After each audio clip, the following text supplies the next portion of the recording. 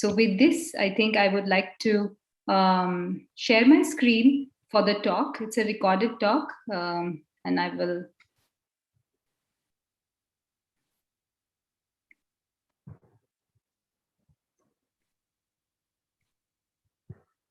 I hope the screen is visible. Yes, ma'am, it is. Okay, I will start the talk.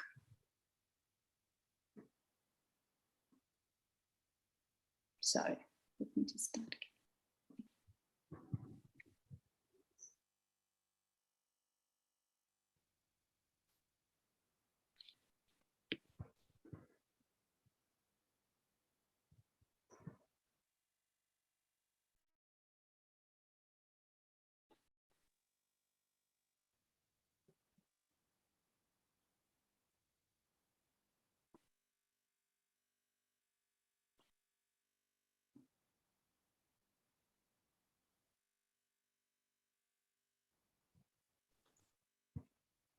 Sorry to interrupt you, ma'am. I can't hear you. It is not audible. I can't hear you, Shilpa. Is this? It is visible, but it is not audible. Is it not audible? Along with your screen, normally you also have to share your audio settings, Shilpa, in the Zoom. So go to the audio settings and then share your audio as well.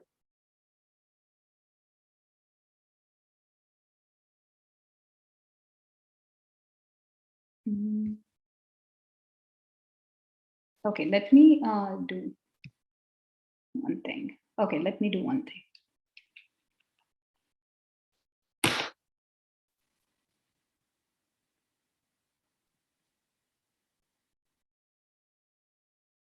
Good morning, everyone. So today I'm going to talk about our work on NSP1 protein from SARS-CoV-2 yes, now it's good.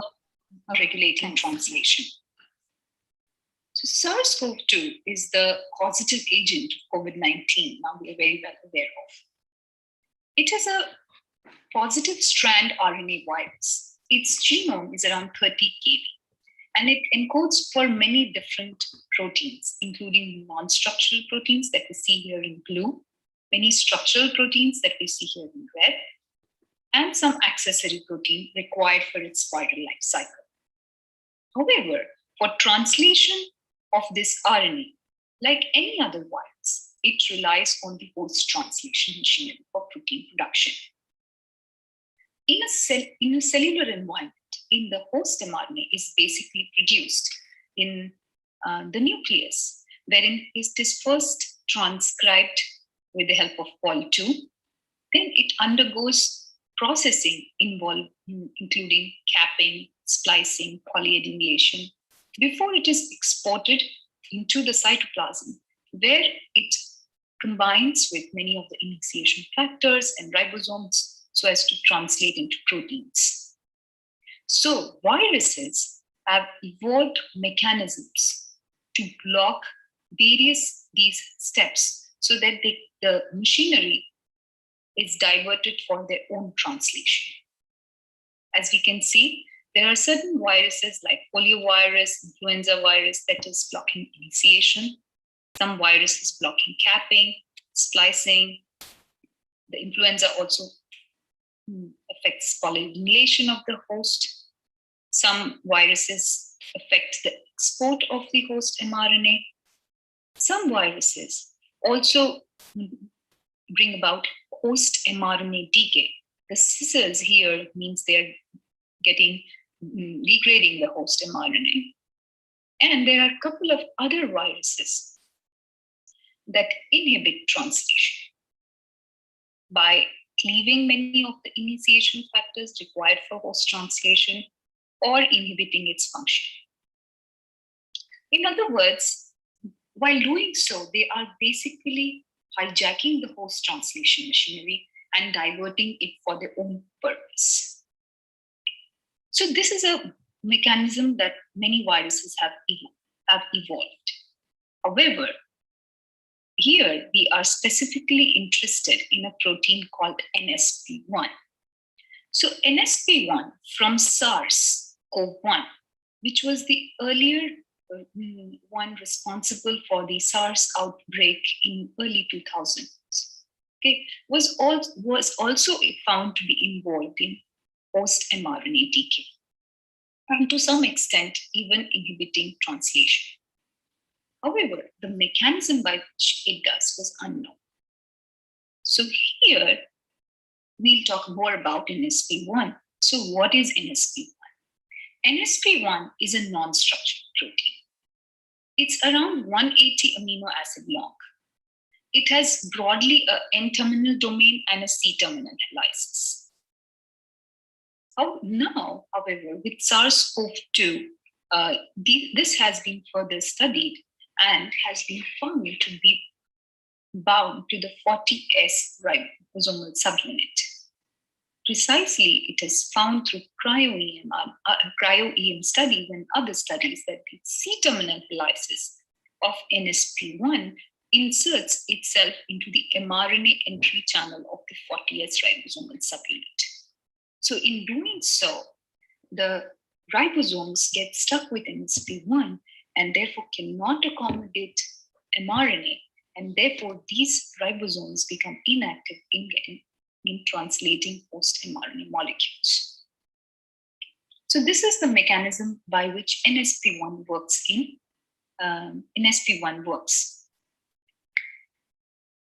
So our question was, if we ectopically express NSP1 from SARS-CoV-2, is it affecting global translation and mRNA abundance, which was seen in SARS-CoV-1? So for this is the particular experimental flow that we took. We transfected HEK293T cell lines, which are embryonic kidney cell lines,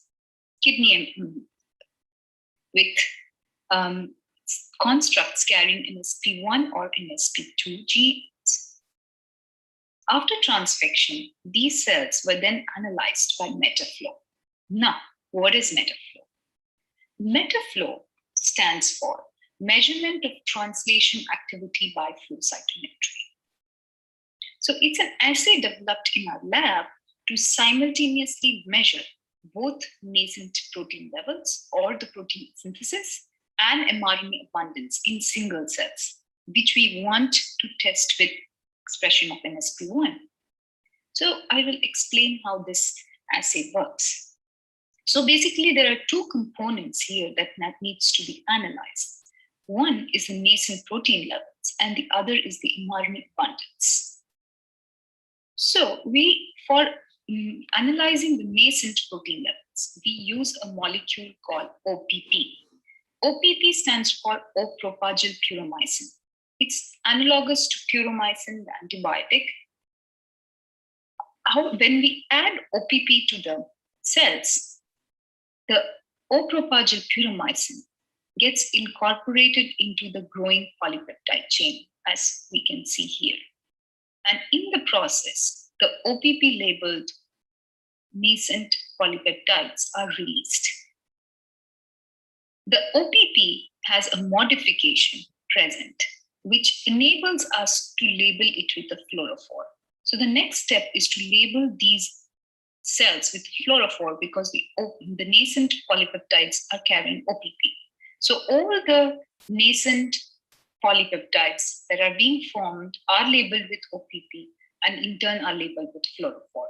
Therefore, the amount of fluorescent intensity from OPP reflects the amount of nascent proteins that is being formed. Simultaneously, we also have to measure the mRNA abundance. For this, we use a DNA molecule, which is a hairpin-like structure, which we call it as a molecular beacon. This hairpin-like structure has fluorophore at one end and quencher at the other. This basically is complementary to the poly-A tail of the mRNA, because that is what we want to measure. So when the DNA molecule is in a hairpin-like structure and the fluorophore is in proximity with the quencher, the fluorescence cannot be detected. However, when it binds to the target, that is the poly-A tail in our case, the fluorophore is no longer in proximity with the quencher, and the amount of fluorescence is proportional to the amount of mRNA present. So in this process, we are both measuring the nascent protein levels, which is a measure of the protein synthesis, and the mRNA abundance. So once these cells are stained with the fluorophore from OPP and molecular beacon, we then pass it through flow cytometry. In this, the cells pass through as a single stream, and then with the help of some lasers and detectors, the fluorescence of each cell is analyzed. So now I'm going to show you the metaflow of an untransfected HEK293T cells. And how do we read this? So this is a flow cytometry data wherein the x-axis is the mRNA abundance as determined by the molecular beacon fluorescence intensity. And the y-axis is the nascent polypeptide levels as measured from the OPP fluorescence. And each dot here we can see is actually representing a cell. That means a cell at this position has this much of mRNA abundance and a corresponding polypeptide levels. So here we can see that as the mRNA abundance increase in cell, the nascent polypeptide is increasing. So in other words, we are simultaneously measuring both nascent protein synthesis and mRNA abundance in single cells.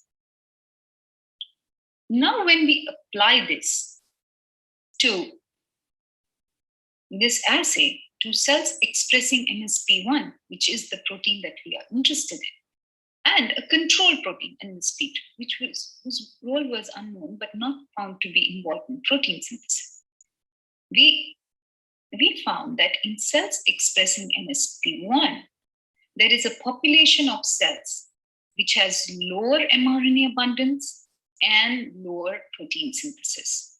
However, no such population is seen when you express cells with MSP2 or if they are untransfected. If I further analyze the cells for the expression of MSP1, we see that the population which has lower mRNA abundance and protein synthesis also has higher MSP1 levels.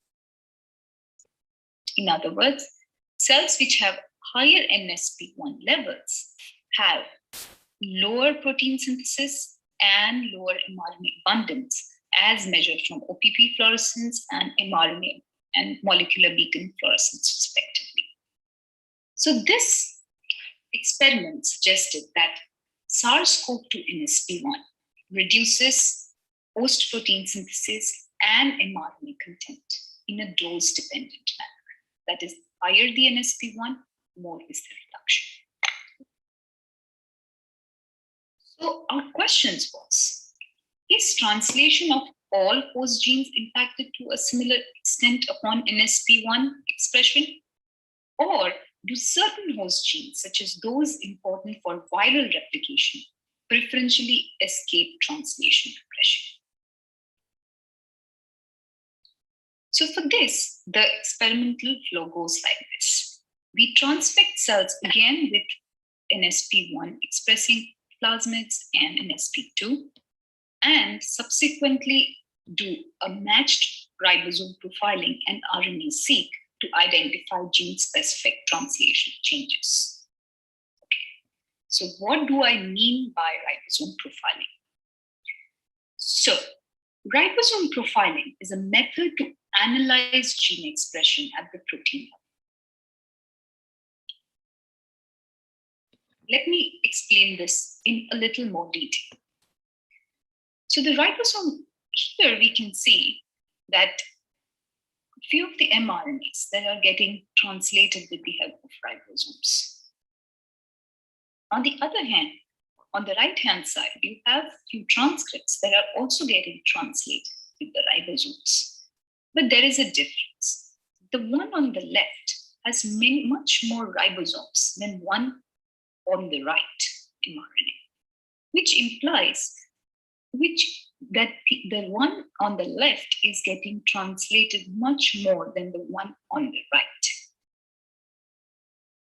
So if I'm somehow able to bring about an RNA's digestion and get the footprints. So ribosome footprints are the mRNA fragments that are protected by the ribosomes. Since because of the presence of the ribosome, all the other RNA gets digested except the one that is protected by the ribosomes. So these are called the ribosome protective footprints.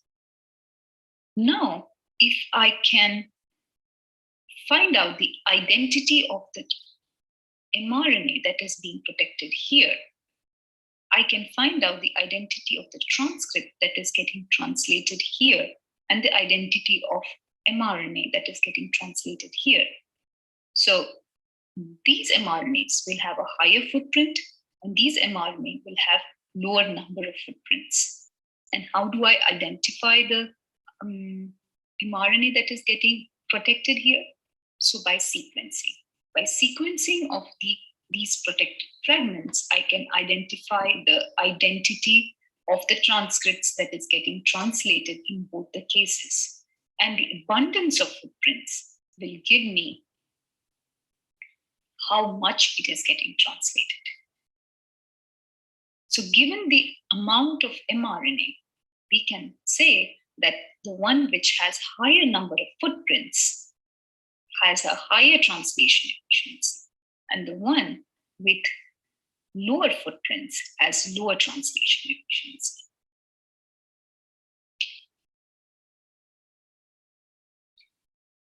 So broadly, how do we do this? So we take the cell type, and on the left-hand side is the ribosome profiling method, and on the right-hand side is the RNA-seq method.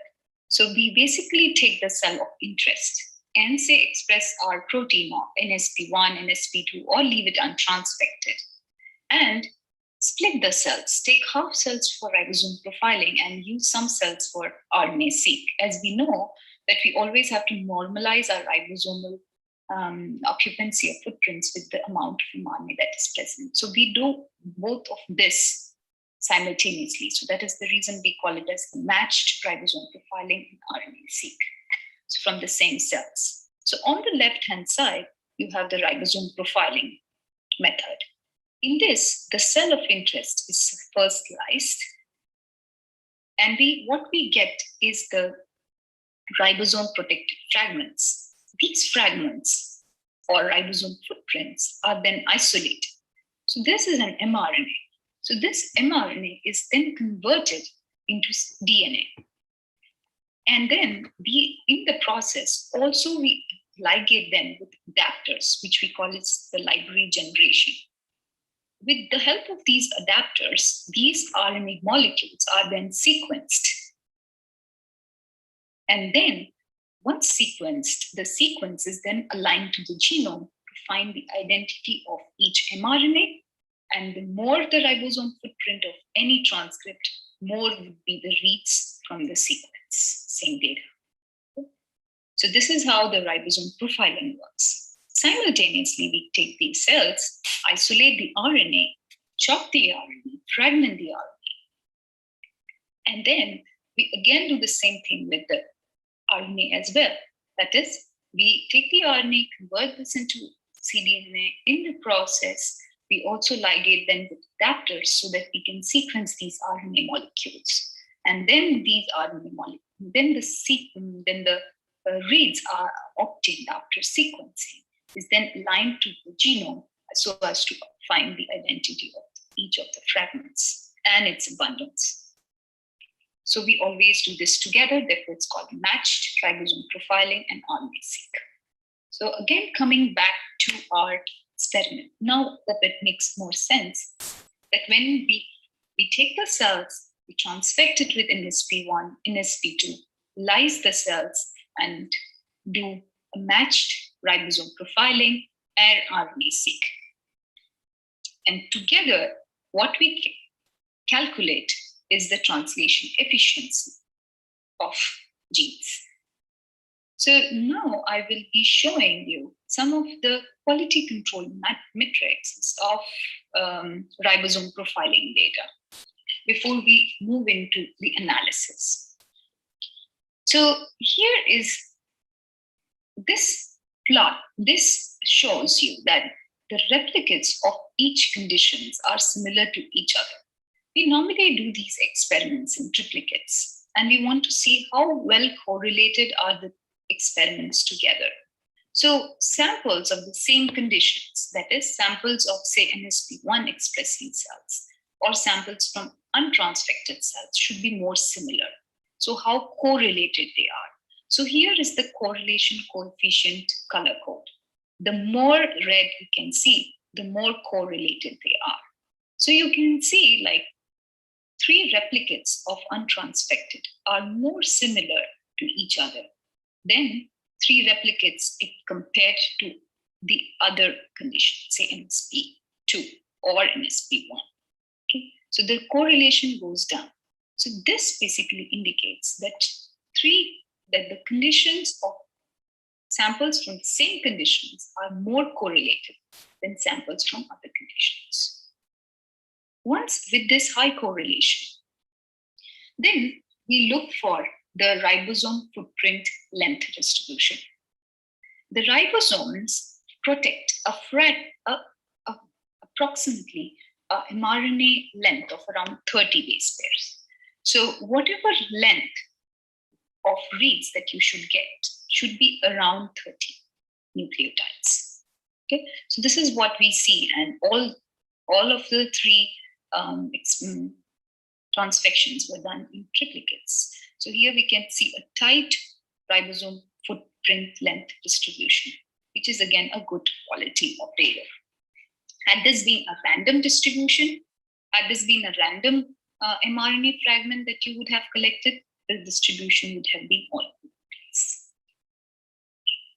The next quality control matrix is the peaks at the start codon. So here is on the x-axis is the position with respect to the start codon, 0 being the start codon.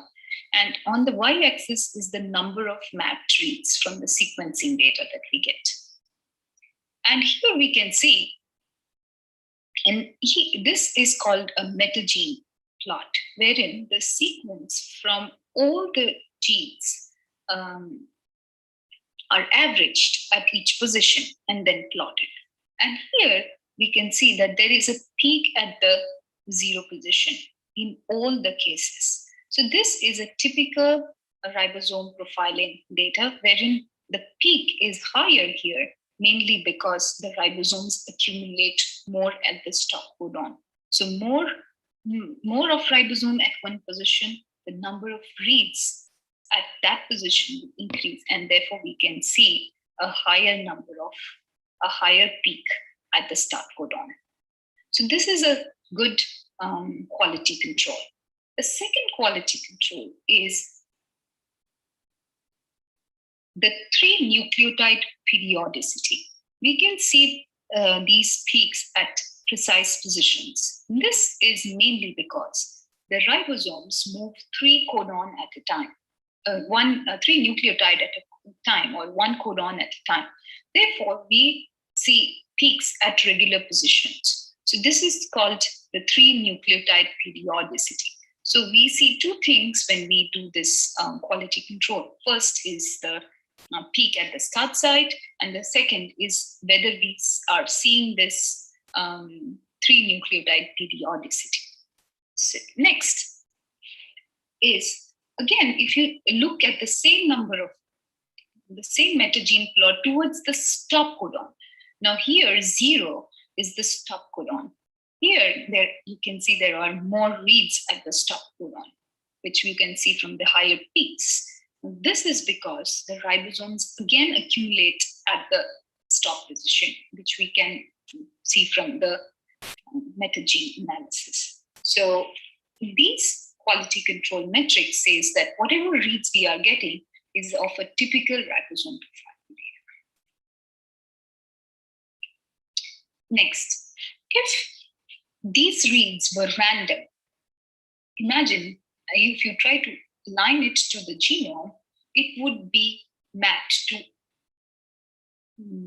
actually everywhere. But if this were a ribosome footprint, then if you try to align these mRNA, the sequence, to the genome, it has to align to the coding region of any gene and not to anywhere else. So a good quality ribosome profiling data will always have a high number of CDS fraction than the one seen from other regions of the gene. So here we can see in all the untransfected NSP2 or NSP1 expressing cells, the ribosome footprint predominantly match to the coding region, which is again a good quality control. So given this high quality of ribosome profiling data, which I'm not showing the quality control for RNA-seq, we do many RNA-seq quality control as well. From this, then we calculate the translation efficiency of gene. That is, changes in the ribosome occupancy while controlling for RNA abundance in cells expressing NSP1 as compared to cells expressing NSP2. So is there any gene-specific changes that is happening in NSP1 as compared to NSP2? So for this, we analyzed our ribosome profiling matched RNA-seq data and calculated the fold change in translation efficiency. And we found that there are around 177 genes that have differential translation efficiency in presence of NSP1 as compared to NSP2. Here on the right-hand side are the genes that have a higher log fold change or that have a higher translation efficiency. And we found around 166 of such genes. And on the right-hand side on the left-hand side are the ones having a lower log fold change or which have reduced translation efficiency in cells expressing NSP1 as compared to NSP2. And we found 11 such genes. If we further classify the genes that are having a higher translation efficiency in NSP1 expressing cells, we find that most of these genes are either ribosomal proteins, rRNA processing, or are they translation factors, RNA binding proteins, or chaperones. So here we can see like the one in the blue is the NSP1 expressing cells, and the one in the red is the NSP2 expressing cells. And the counts are much more in case of NSP1 as compared to NSP2. That is what we see in this table. Now the next question was, okay, so these genes are preferentially getting translated. Is there anything common among these genes? So the answer was yes.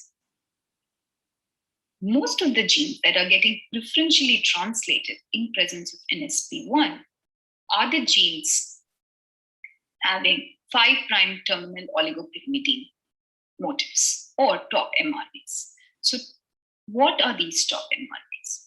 So there are around 97 top mRNAs, which mainly include translation factors and ribosomal proteins. What is the hallmark? How do you know that this is a top mRNA? It mainly has, these genes have a C adjacent to the 5' cap, followed by an unbroken series of around 4 to 14 pyrimidine nucleotides. Here are some examples here. The top mRNAs are also regulated by mTOR. This is another characteristic of these genes. Though the way these are regulated is not very well known and is an active area of research. But the only thing that one has to take from this image is mTOR is one of the major pathways controlling cell growth and is affected during amino acid or glucose deprivation, etc. And the mTOR pathway. An active mTOR pathway means an active top mRNA translation. And if mTOR is inhibited or is affected, say because of amino acid deprivation or nutrient deprivation, etc., the top mRNA translation is shut off. Now, how this regulation takes place is again not known, but one is not very well known, but one of the key mediators of this response or is LARP1, the protein that is seen in red. So mTOR basically regulates top mRNA with the help of LARP1. An active mTOR means an active top mRNA translation, and an inactive mTOR means a low level of top mRNA translation. And the other thing to remember from this slide is, which will come across the coming slides, is you can inhibit mTOR by chemical inhibitors like taurin-1, which I have used further. Also, there has been a metric called top score that has been used to predict the regulation of top mRNAs by this mTOR and LARP1 pathway. Okay, so the higher the top score, the more well it gets regulated with this pathway. So now, when we further analyze the genes that are differentially expressed in NSP1 expressing cells, we find that the genes which have a higher translation efficiency have a higher pyrimidine content. Okay. As we can see from the blue that is present here. Next, on analysis of gene that is differentially expressed and analyzed by ribosome profiling, we also find that the genes that have a higher translation efficiency are remarkably enriched for top mRNAs, as seen from their top scores. So here, each dot is a gene, and these are the genes that have a higher translation efficiency, and these are the ones that have a higher top score, as can seen from the color code. So this basically indicates that of all the genes analyzed in ribosome profiling data and RNA-seq from HEK293 T cell lines, the genes which have a higher translation efficiency also have a higher top score. A similar kind of trend was also seen in another lung cancer cell line, or H1299 cell line, that was analyzed.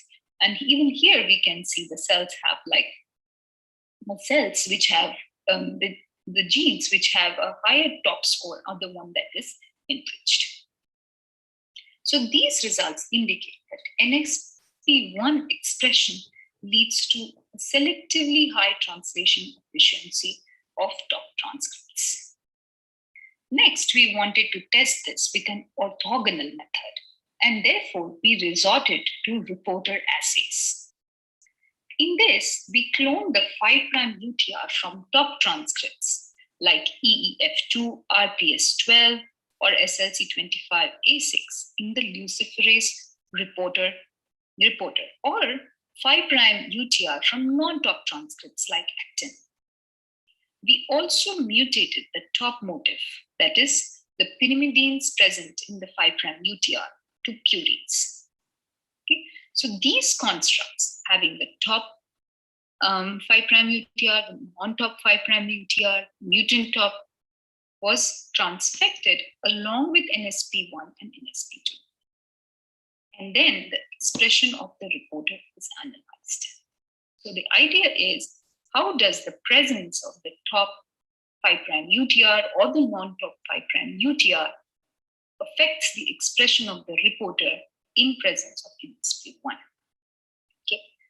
So when we analyze the expression of the reporters with the 5' UTR from non-top transcripts like minimal and actin,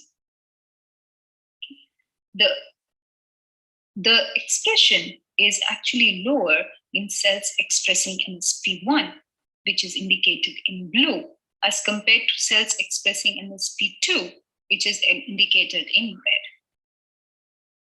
So this indicates that NSP1 is able to lower the expression of genes of reporters carrying UTRs from non-top genes, mainly because of its translation inhibitory effects. However, if you analyze the expression of the reporters carrying UTRs from top transcripts like EEF2, we can see that in NSP1 expressing cells, the expression of the reporters is higher. And so is the case with the other reporters carrying UTR from RPS12 or SLC25A6. This also escapes repression by NSP1.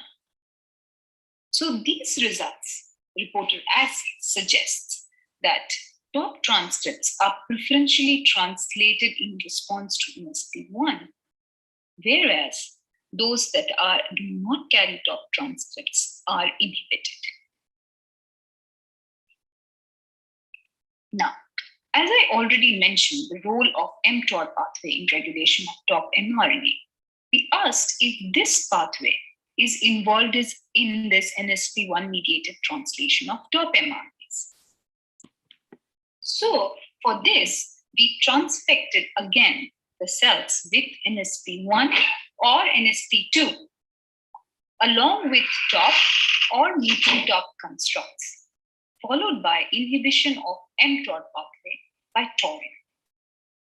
On analysis, we found a similar increase in expression of reporters carrying the 5' UTR from top transcripts in NSP1 expressing cells, but this phenomenon is not observed when the top transcripts is mutated to purines.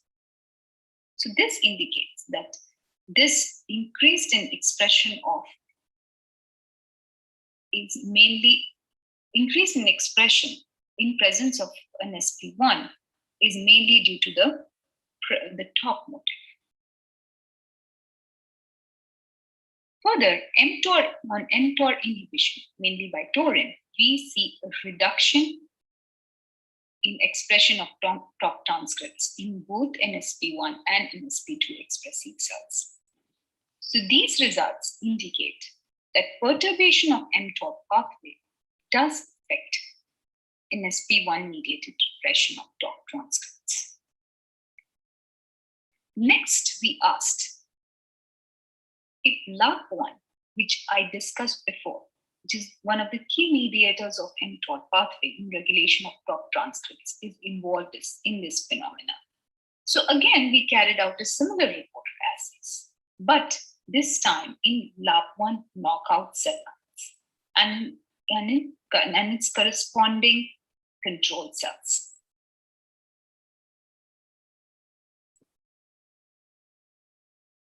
And what did we observe? While the expression of the reporter is increased in LARP1 knockout cells expressing NSP2, we see a reduction in expression of reporters in LARP1 knockout cell expressing NSP1. So this result suggests that LARP1 and NSP1 synergistically modulate translation of top transcripts. So by far, I have shown that SARS-CoV-2 NSP1 leads to a dose-dependent suppression of global protein synthesis and mRNA abundance. NSP1 expression leads to preferential translation of top transcripts, and this effect requires the top motif. NSP1 mediated preferential translation of top transcripts is perturbed upon NSP1 inhibition. Some questions to be answered is, why do top mRNAs escape NSP1 mediated translation repression? And do RNA binding proteins play a role in preferential translation of top mRNAs?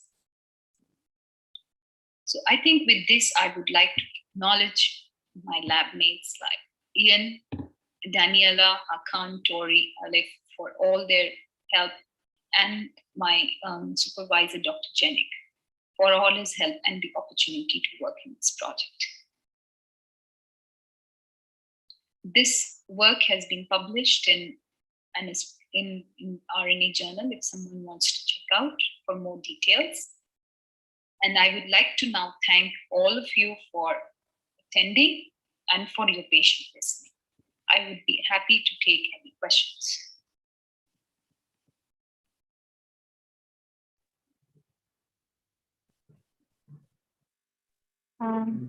Thank you, ma'am. Thank you for the wonderful lecture. It was very interesting topic, and I hope your presentation is very well received by your participants. Now, with your permission, I invite some questions from the participants. Yes, one question is, what can be used in place of fluorescently labeled OPP to cause peptide release in the case of flow cytometry? So is the question like, how can you detect protein synthesis other than OPP? Yeah. So basically, if you want to detect nascent proteins other than OPP, see the other option is like, you can use, there are some methionine analogs that are available, like HPG or AHA. These are again, so these are again, they do not release the chains, but these are, these get incorporated in place of methionine. So that is that way you can label the nascent polypeptides. But again, this HPG or the AHA, even these methionine analogs have to be labeled with a fluorophore. So fluorophore labeling is a must when we do like flow cytometry. The second question is, what is CDS in case of ribosome footprinting? Yeah, so CDS is the coding sequence. So basically, we want to see like whether the footprints are mapping to the coding region of the OR of the entire gene. So if you like take any RNA from the cell and just sequence it and map it to the genome, it will align everywhere. It can go to your intronic region, to any region. But if it's from a ribosome footprint, it has to be on the ORF and therefore on the coding sequence. So CDS here means that it is coming from the coding sequence. So when I showed you like a high quality number of reads is coming from coding sequence, because the ribosomes sit on the coding region and not on more time on 3' UTR or 5' UTR. That is what it means. One more question is there. Why didn't you use SC80AC sequence? Which sequence? 80AC sequence. One question from Jaisha D. No, I didn't get which sequence. There's a single cell attack seq. Okay. Single cell which? ATAC seq. That's mostly for tRNA, right? histone. That's for histone methylation, histone binding sites, but you're looking at ribosome, so it's fundamentally different. Different. Yeah. Okay. Yeah. Thanks, Pranay. Yeah. Sure. Yeah. If Shweta allows me, I have a few questions for you, Shilpa. Yeah. Okay. According to whatever I got through your presentation, okay, yes. I might be wrong, but it seems like you, in the first sentence of conclusion itself, you said that NISP1 causes global suppression in translation of the host cell, right? And And later on, you talked about a correlation between NISP expression and its relation with mTOR pathway, which perhaps goes through the LARP1 mechanism. Right. And NSP1 actually is going to work through LARP, or you can say coordinate with LARP1, and that causes overexpression of top mRNAs, if I'm not, or over translation of top mRNAs, right? Yeah. So right, exactly, sir. So the thing is, so the first thing is right. So NSP1, since it binds to the ribosome, it brings about this global downregulation. But what we were looking is all the mRNAs getting suppressed, or some mRNAs are able to escape this repression. So that is how we found that this class of transcripts called top transcripts are escaping. So since we don't know much about the regulation of top mRNA by itself, that is again a mystery, like how mTOR regulates this top mRNA is again is still studied. We know mTOR is involved, LARP1 is one of the molecule, but how this regulation takes place is still studied.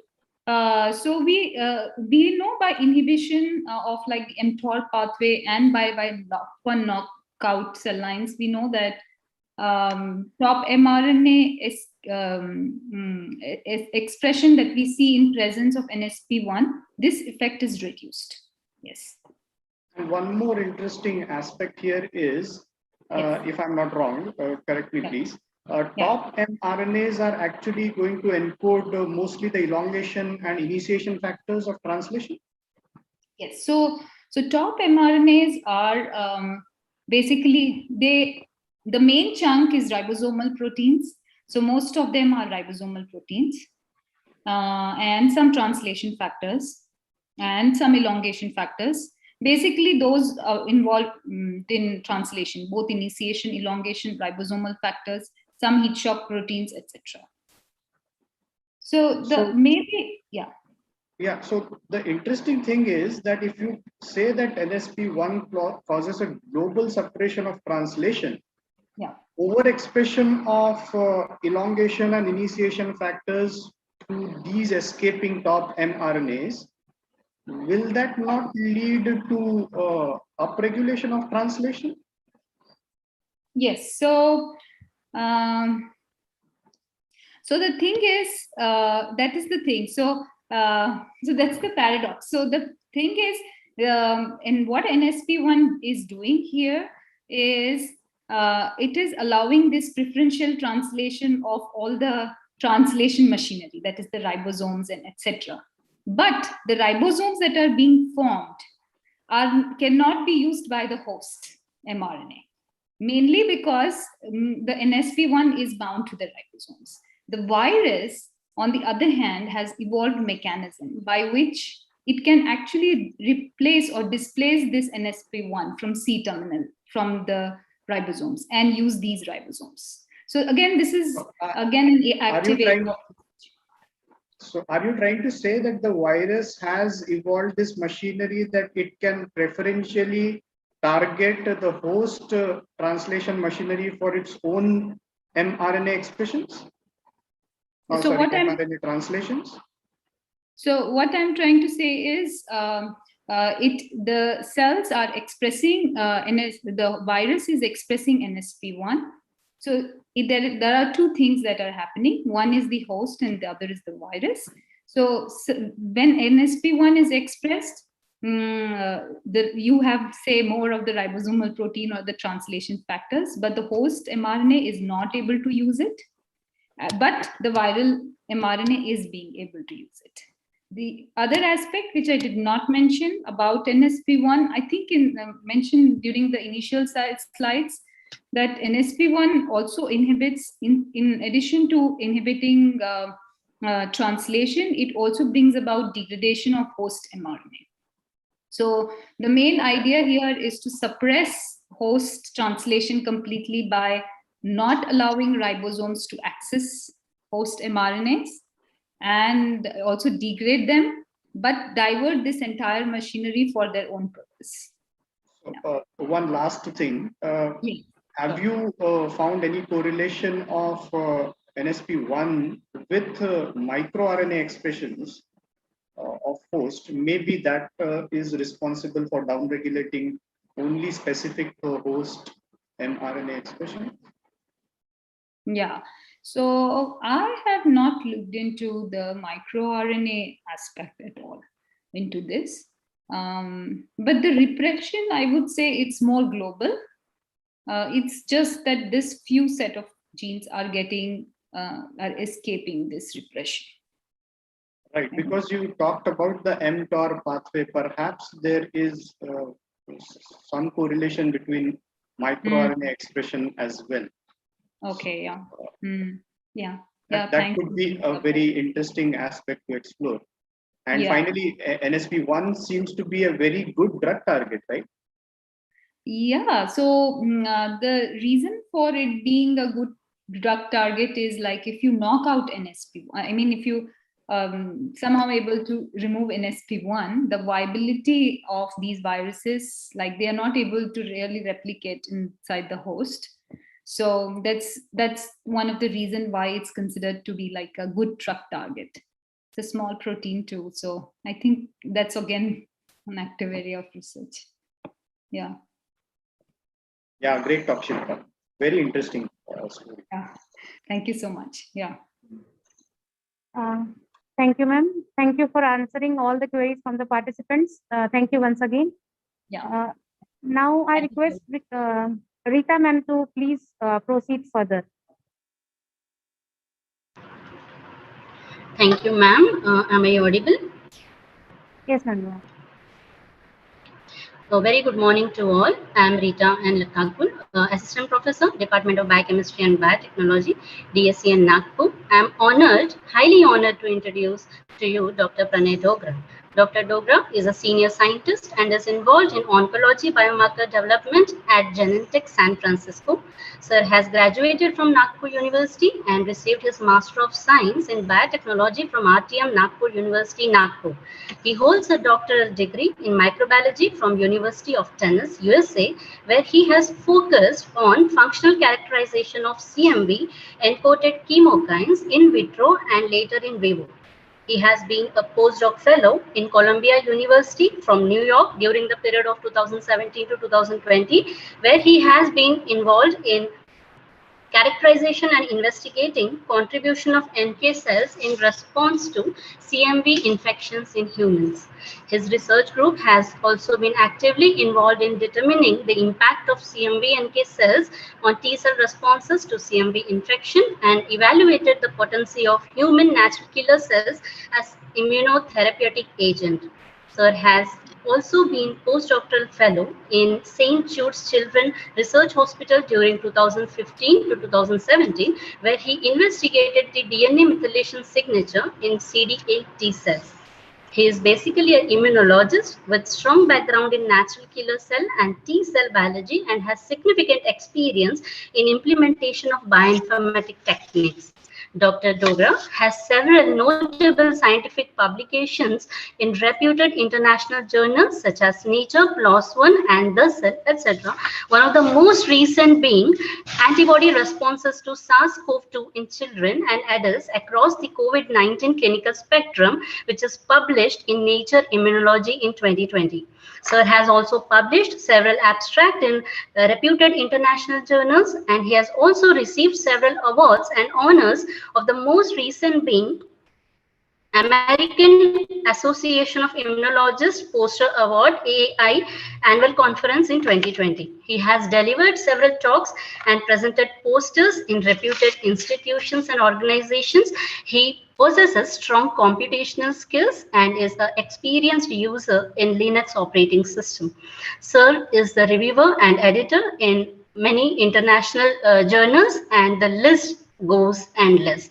With this brief introduction, I welcome you, sir, and I request you to please proceed with the session. The floor is all yours. Thank you for the introduction, Rita. I'll share my screen now. Okay, let's see. Share screen. All right, can you all see the screen fine? Yes, sir. All right, great. Thank you for inviting me to this symposium.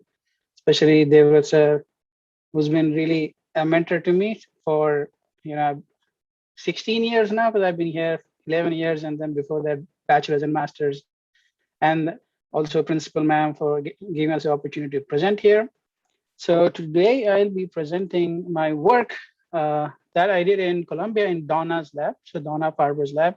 I'm at Genentech right now. I started there December 2020, but up till then I was in Donna's lab, and I'll just present some of our work here. So pre-pandemic, it was a really nice lab. We were a human tissue resources lab. We were doing a lot of human immunology, and this is directly from humans. And the basic idea was Live on New York is the organ procurement network for New York. And whenever a patient dies in the city of New York and the 5 boroughs, and Live on New York gets a consent, I had 2 on-call surgeons in the lab who would go and collect tissues. And these tissues included a lot of them. So I say about 13, we had probably had more, I'm missing some, and we would literally get the entire lung, the whole length of that, appendix, entire spleen, lymph nodes from different sites. So this gave us a lot of opportunity to do a whole lot of immune characterization of cells. And we published a whole lot of papers. This one is my cell manuscript from last year that I used to characterize NK cells. But and one more thing I'd like to just point here. So these are lung lymph nodes. For those guys who smoke, this is how your lymph nodes would look like. So these are people who live in New York. New York has a lot of pollution, so it's probably because of pollution or because of the smoke. But yeah, smoking really destroys the lungs and the lung lymph nodes, and as a result, the immune system gets perturbed. I'll not be talking about that, but you can reach out to me and I can discuss more. So the pandemic hit, and this is a picture of SARS-CoV that Shilpa also showed. I won't go into much details, but when the pandemic hit, beginning of March, we had to quickly pivot all our research efforts to study the COVID virus and how the immune response in humans specifically evolves and is generated against the COVID virus. And one protein I'd like you to keep in mind is the S protein, the spike protein that Shilpa also mentioned.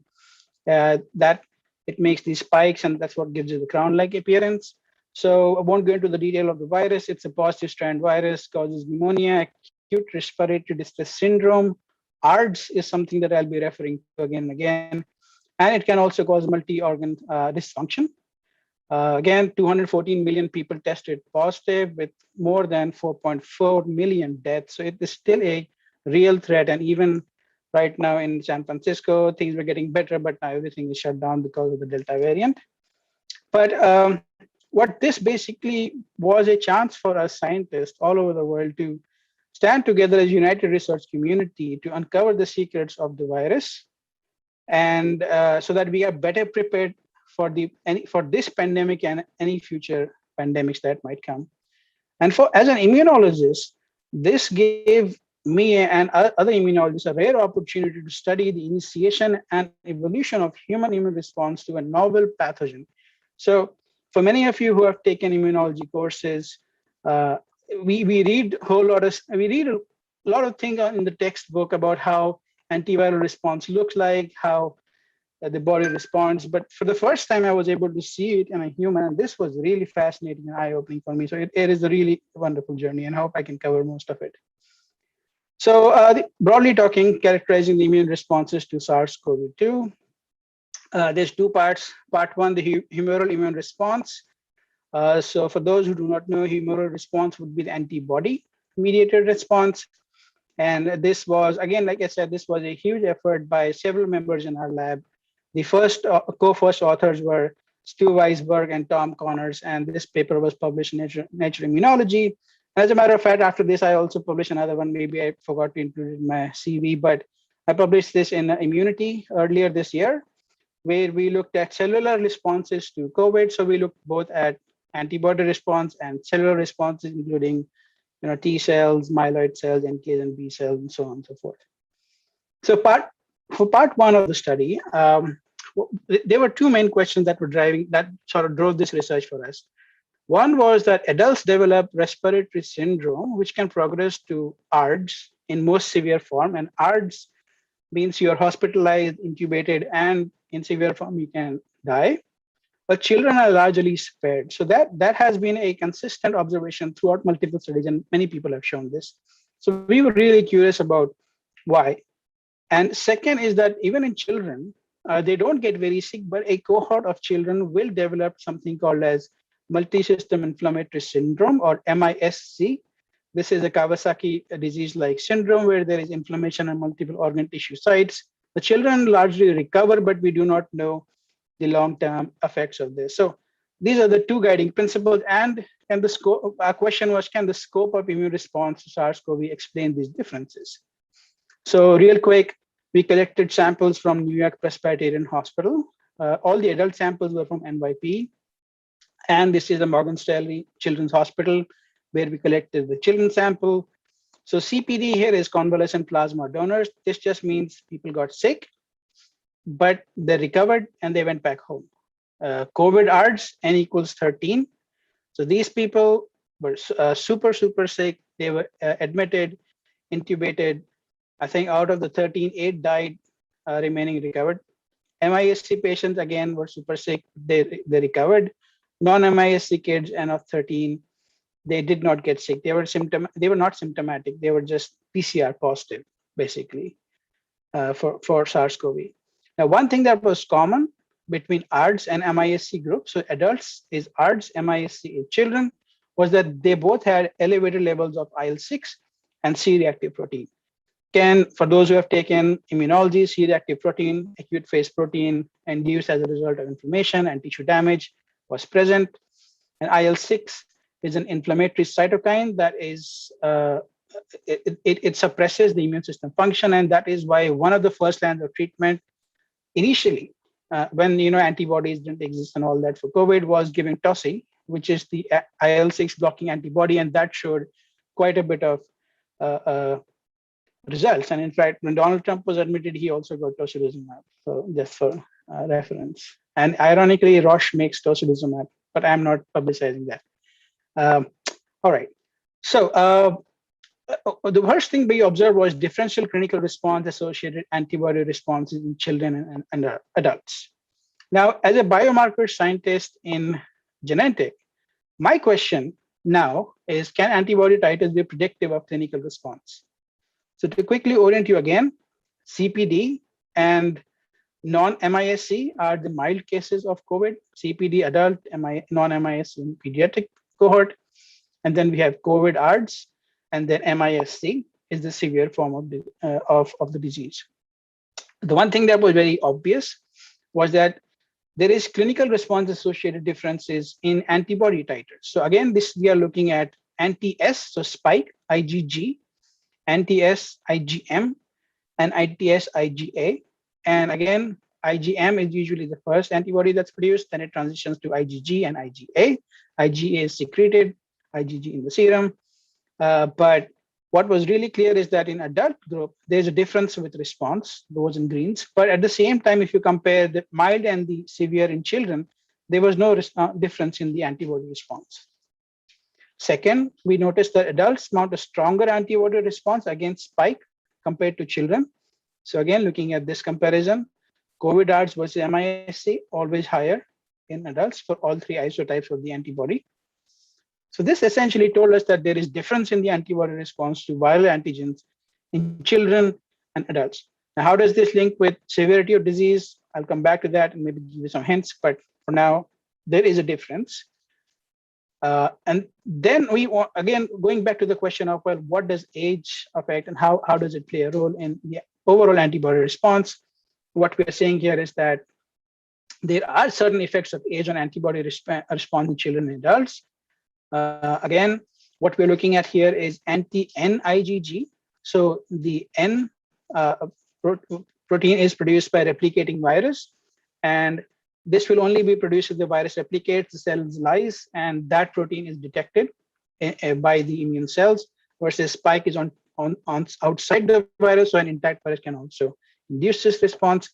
But what we see is that Ntn antibody levels differ between children and adults. So basically, the kids don't induce a very strong antibody response. As a matter of fact, their antibody response in kids against N protein was almost equal to the negative control. So basically, there was no induction of this response in children. But both groups of adults, even the mild and the ARDS, did induce antibody response, which was more potent than in children. We also looked at how age would affect the production of antibodies overall. And for this, we did a simple linear regression analysis. And we're looking again at anti-S IgG. So we have MISC and pediatric group. And what we can see is that there is a slight reduction in the S antibody level in non-MISC children. In MISC children, it is there's a downward slope, but it's not statistically significant. But in non-MISC kid, it's reduced.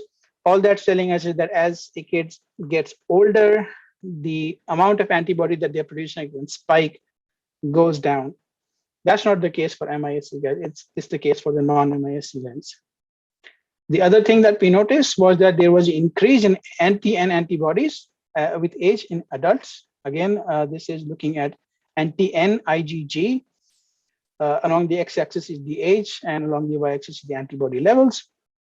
And what we are seeing is that in CPD patients, convalescent plasma who recovered, as they age, they produced more antibody, but COVID-ARDS did not.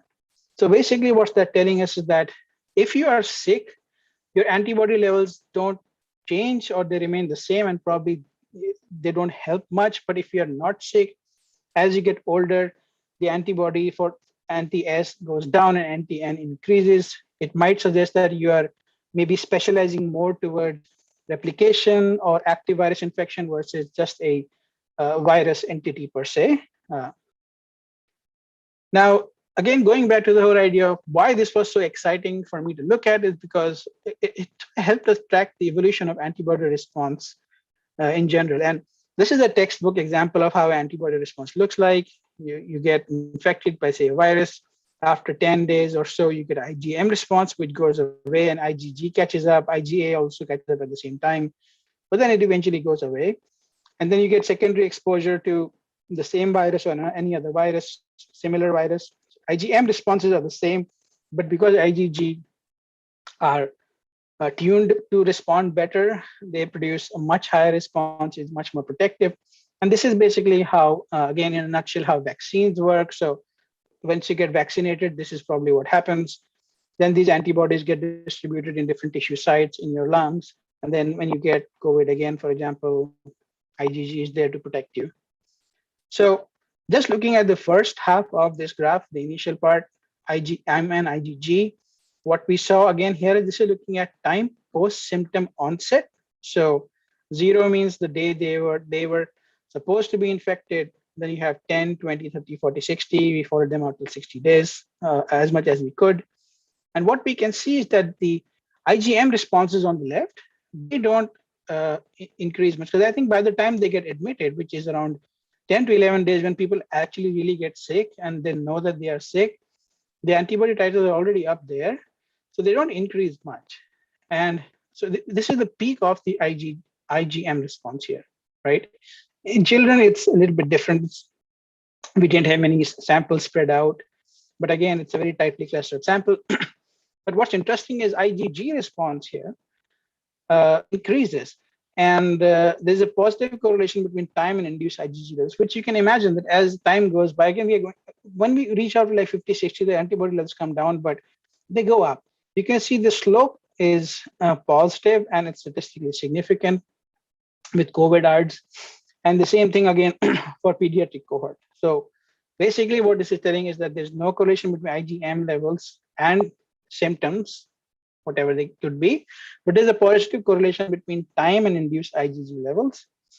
And taken together, this slide and the slide before, it highlights that there's distinct infection course and immune responses in adults and children.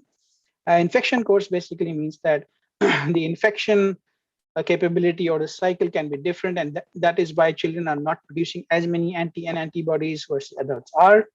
And again, predominantly IgG independent of clinical syndrome for children, but for adults, they have a broader antibody response in terms of both the specificities for, like, say, spike and protein, E protein, and isotypes. We are looking at IgG, IgM, IgA. So they respond very widely, and the magnitude is correlated with more severe disease. As we saw that the ARDS patient always made more antibody than the CPD group. So again, there's also a concept of neutralizing antibody, and again, all the antibodies that are produced within a person, not all of them will be neutralizing. So neutralization means they completely get rid of the virus, kill the virus and or infected cells. So that's a neutralizing antibody, put simply. And what we are showing here is that we're looking at the neutralization activity, total neutralization activity of all the antibodies against SARS-CoV-2. Again, same 4 groups we are looking at.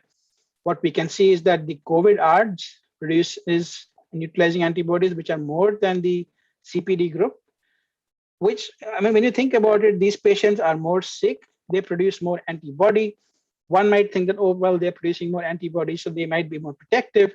But what we know is that some neutralizing antibodies can lead to a cytokine storm and could make things bad, but just to put it out there.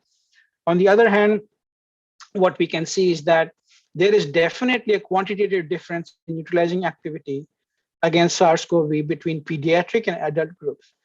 Basically, that means is if you are older, no matter if you have mild disease, CPD versus non-MISC, or you have a severe disease, COVID ARDS versus MISC, you produce more non-neutralizing antibody, neutralizing antibody. It just means that in adults, the antibody response is just more effective. It's able to control the virus better. Now, again, well, why do children get spared? Different question. What we also saw is that higher antibody levels associated with enhanced neutralization capability, which, again, looking at this correlation plot here, we are looking at anti-S IgG levels and neutralization.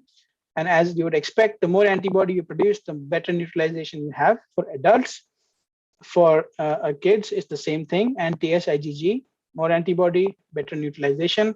But again, keep in mind that here these guys are like 2 or something like that, whereas the MISC group is like less than 2, between 1 and 2. So again, neutralization, the level of antibody is lower, but both are able to neutralize. And there's also a slight reduction in neutralization activity with age. So again, this is age on the x-axis, neutralization on the y-axis. As a person ages, the adults don't lose this capability. But in pediatric groups, as you get older, the neutralization activity goes down. So there is something in the children that they produce neutralization antibody lower levels, but as they age, it goes down. And that is why what is really tricky is that I don't know the case in India right now, but right now we are only in vaccinating people who are 12 years or 13 years or older, basically, or 12 or older. So they fall in this range, and their neutralization antibody levels naturally goes down. So that is why it makes sense to sort of vaccinate them first, and then we can catch up to the other guys. So there is a sense in the way that we are vaccinating people. These children are more susceptible than the slightly younger children who might still have neutralization antibodies. So again, lower magnitude and functional antibody response in pediatric infection compared to adults is age associated and is not related to infection course. Infection course just means the length of infection or the time since onset, basically. So it was the same.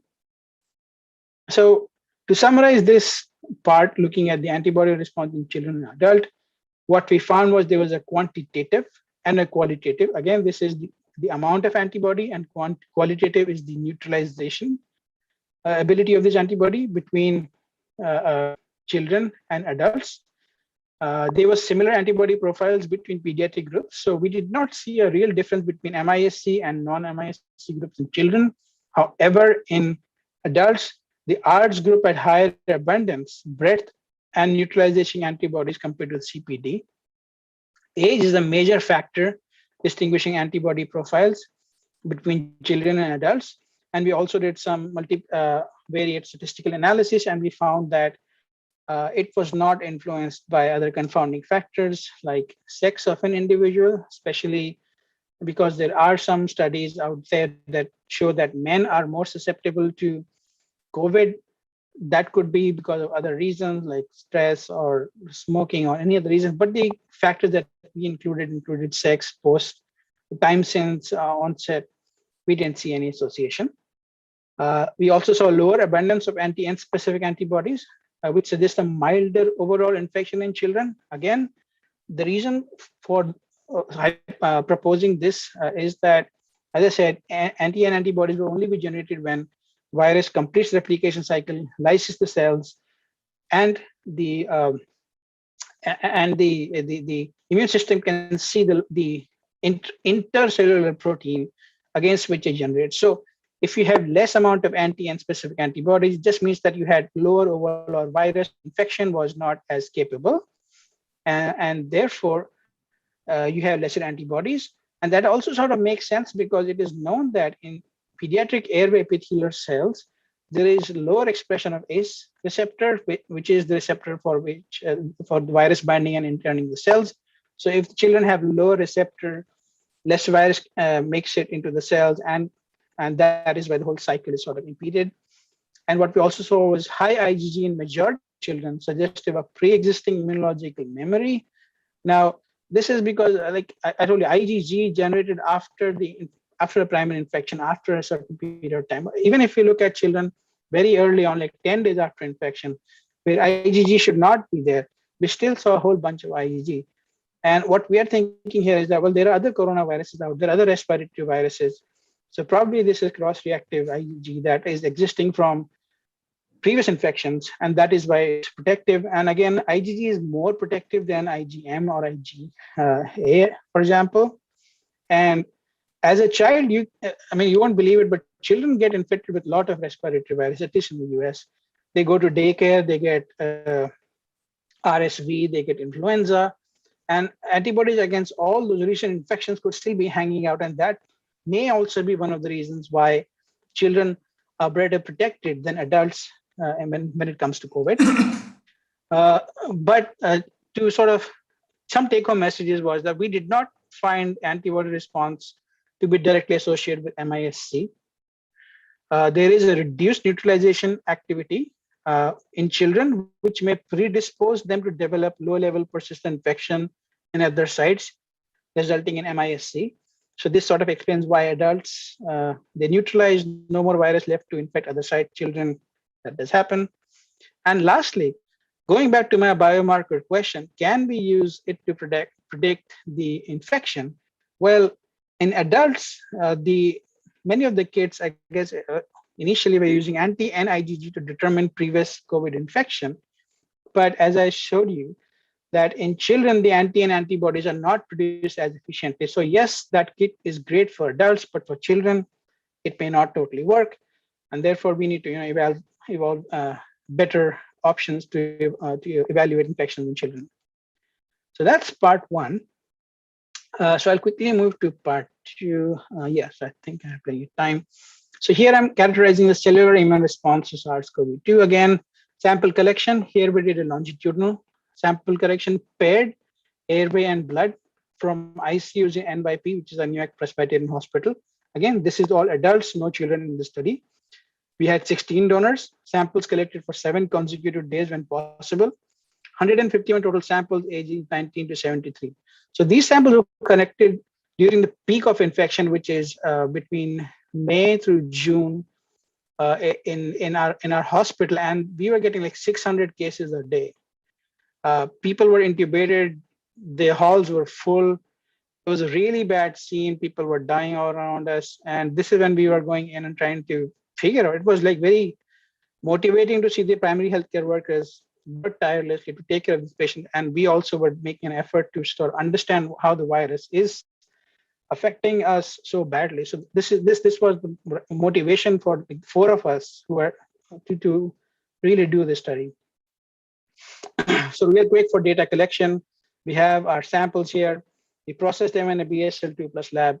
And we did a bunch of things with these things. First of all, we did a high parameter flow cytometry using a 34 color spectral panel. We also did some single cell RNA-seq using 10x genomics. And then we did multiplex airway and cytokine plasma evaluation using an isoplexis platform. And lastly, data analysis was done using conventional flow Joe. And then I developed a computational workflow to analyze, cluster, annotate cells, and for all the analysis. Now, again, my idea to my hope is that I can convince you that airway is where all the action is.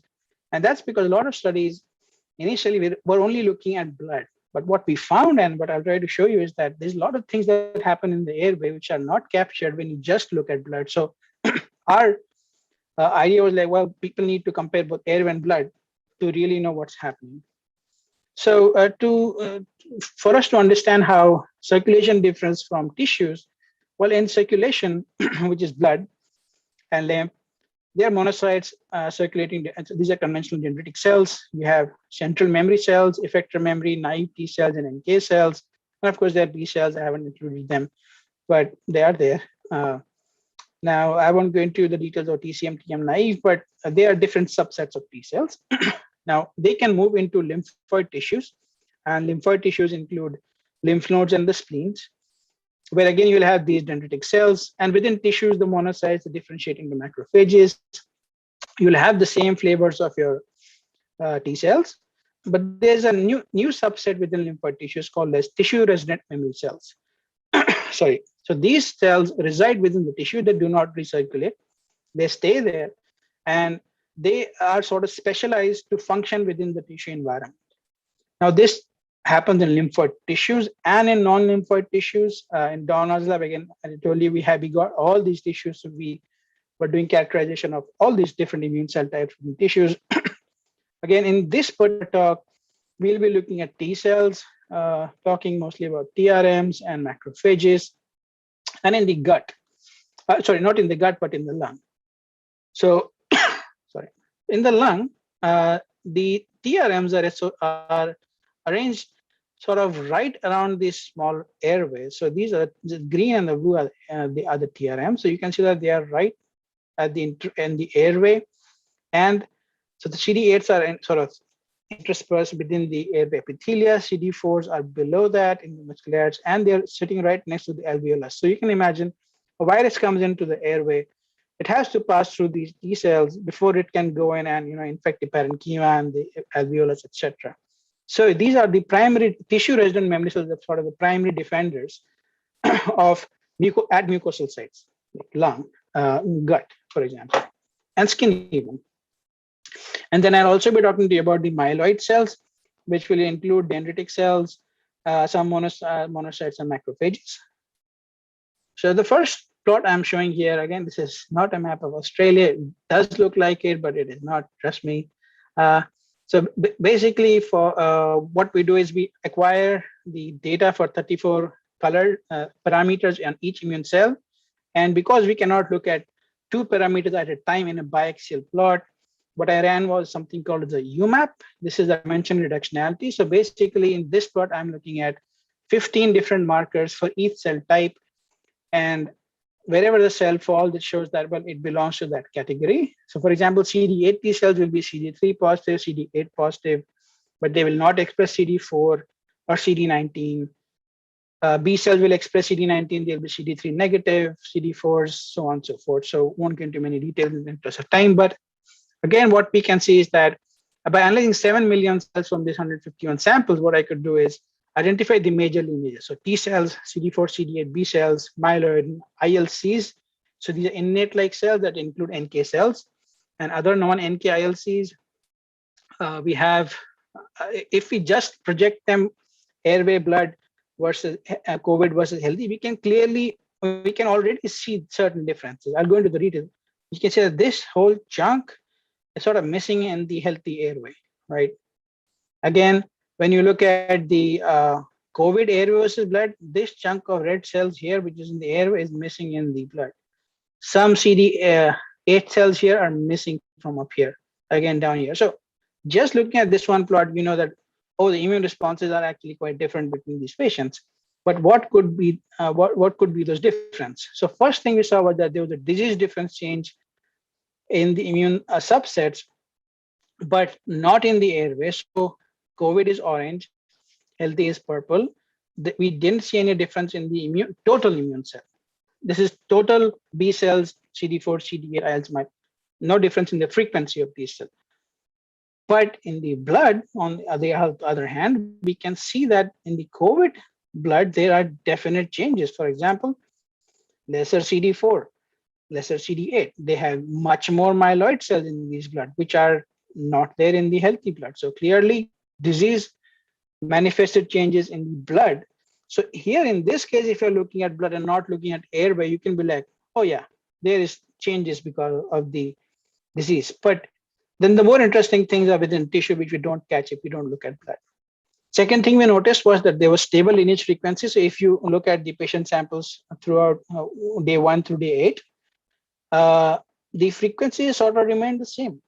They did not change. So high myeloid remains high. CD4 levels remain the same. Again, for both airway and blood at the bottom. But what was again very interesting was there was this myeloid cells were generally dominated both. And second, there was aberrant accumulation of myeloid cells in COVID-19 patient blood. So this is healthy blood, 20%. In COVID blood, it goes up to 40, maybe even 80%. In some donors, 60 to 80%. So there was definitely a change in the blood that we could see. Now, again, age seems to be a factor. We saw it already in the antibody response. We also wanted to see if age also affects the cellular immune response. And again, we are looking at myeloid cells, CD4 T cells, total T cells, and CD8 T cells, age on the x-axis. And what we can see is that as a person ages, they have increase in myeloid cells. They have decrease in T cells overall.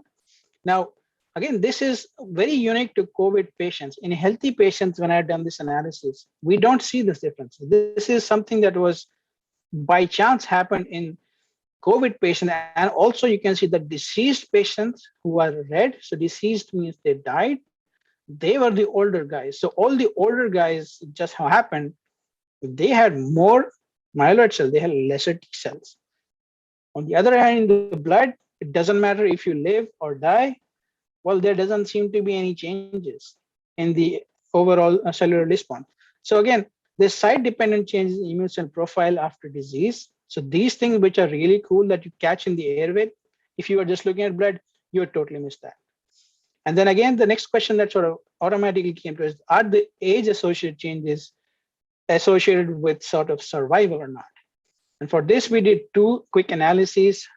One was area under the curve, which is just looking at the average area under the curve for T cells, myeloid cells, disease survived. And what we can see here is that the area under the curve for T cells, survived guys had more T cells, right? Deceased guys had more myeloid cells. So there was reduced overall T cell and increased myeloid frequency in airway associated with death. And then we did another analysis. We did some sort of unsupervised clustering of these cells based on these immune parameters. And the clinical parameters were able to classify them 50-50. So that was sort of a baseline. And then we looked at all subsets, which is T cells, B cells, myeloid cells, NK cells. And they were all obviously able to classify the patient as alive or dead. But even if you look at just myeloid cells in airway, it does classify. In blood, it does not. T cells in airway do, blood does not. So basically, the bottom line is that one, I guess do I have it here? Nope. So I guess what I'm saying is the immune cell profiles in airways are predictive of outcome. We don't see that with the blood. It's very weak correlation, if any. And CD4 T cells seem to be a better predictor than CD8 T cells.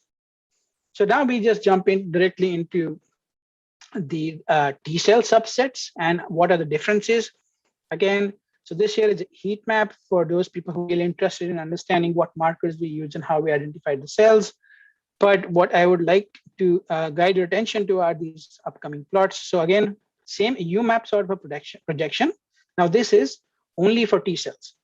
And then we have multiple T cell subsets. So we have CD4s, CD8s, We have these resident memory cells. We have some activated cells here. For those guys who are interested, the T regulatory cells who keep the immune system in check are over here. We have some naive cells, CD4, CD8 naive, memory cells, so on and so forth. And this to the right is a healthy airway. Again, first glance, you can clearly see that there are differences in the overall architecture of the immune response. So these guys up here, which are sort of TRM cells, are absent from the blood, which makes sense. Tissue resident cells, as I told you, they should not be circulating. They should be remaining in the tissues. Other things which are obvious, the naive cells that are here in healthy airway are not are present in COVID, not in the healthy airway. But to make it easy, let's just look at some pie charts, looking at the overall distribution. CD8 TRMs, quite a bit of those guys here.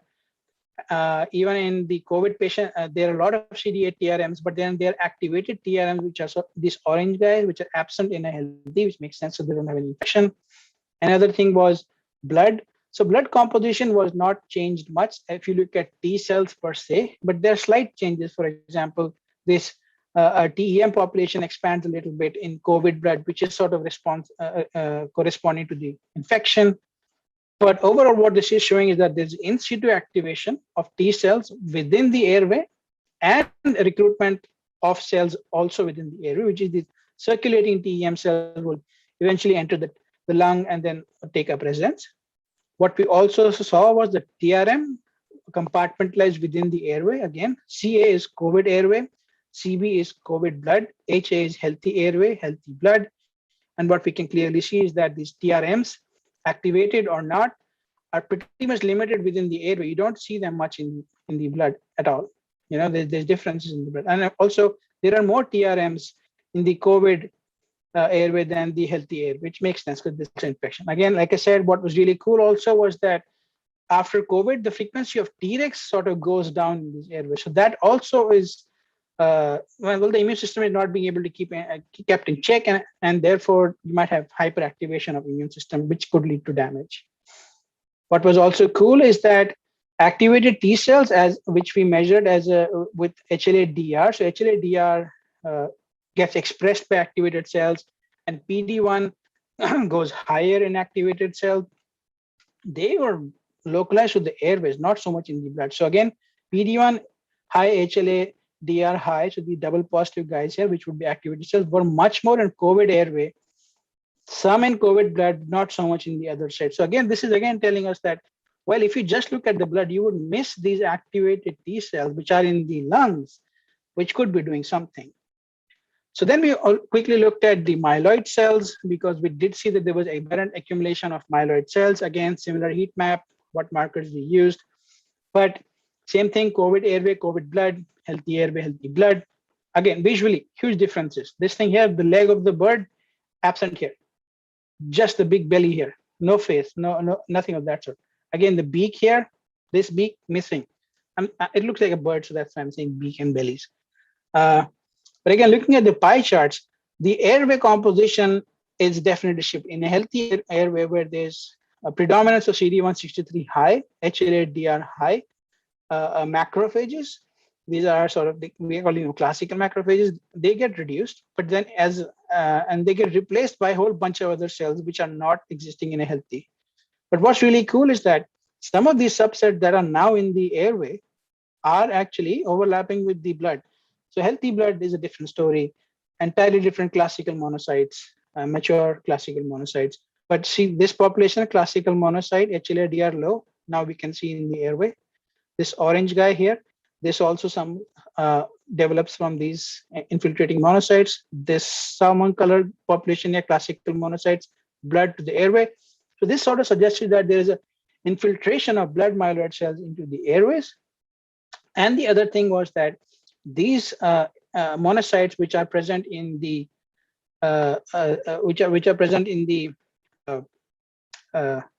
COVID airways, are actually less mature, as seen by HLA-DR high and COVID in the COVID blood. We can see that they are 86 low in the COVID blood, these guys.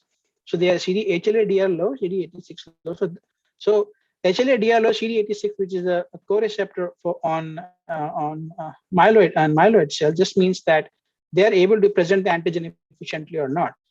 The monocytes in myeloid cells in the blood of COVID patients are not mature. So that just means that they may be defective in the antigen presentation ability, and then brings up a question is that what is the role of these aberrant monocytes in the COVID-19 pathogenesis?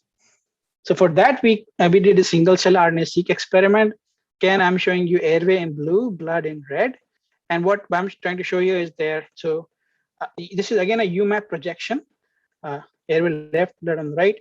And what we can, the color indicates the expression of a gene, for example, a metalloproteinase, CCR2, CCL2. And what it's showing is the myeloid cell express highly inflammatory and express complement C1QC, chemokines and MMPs. I'm not showing the other things, but you can check out the paper.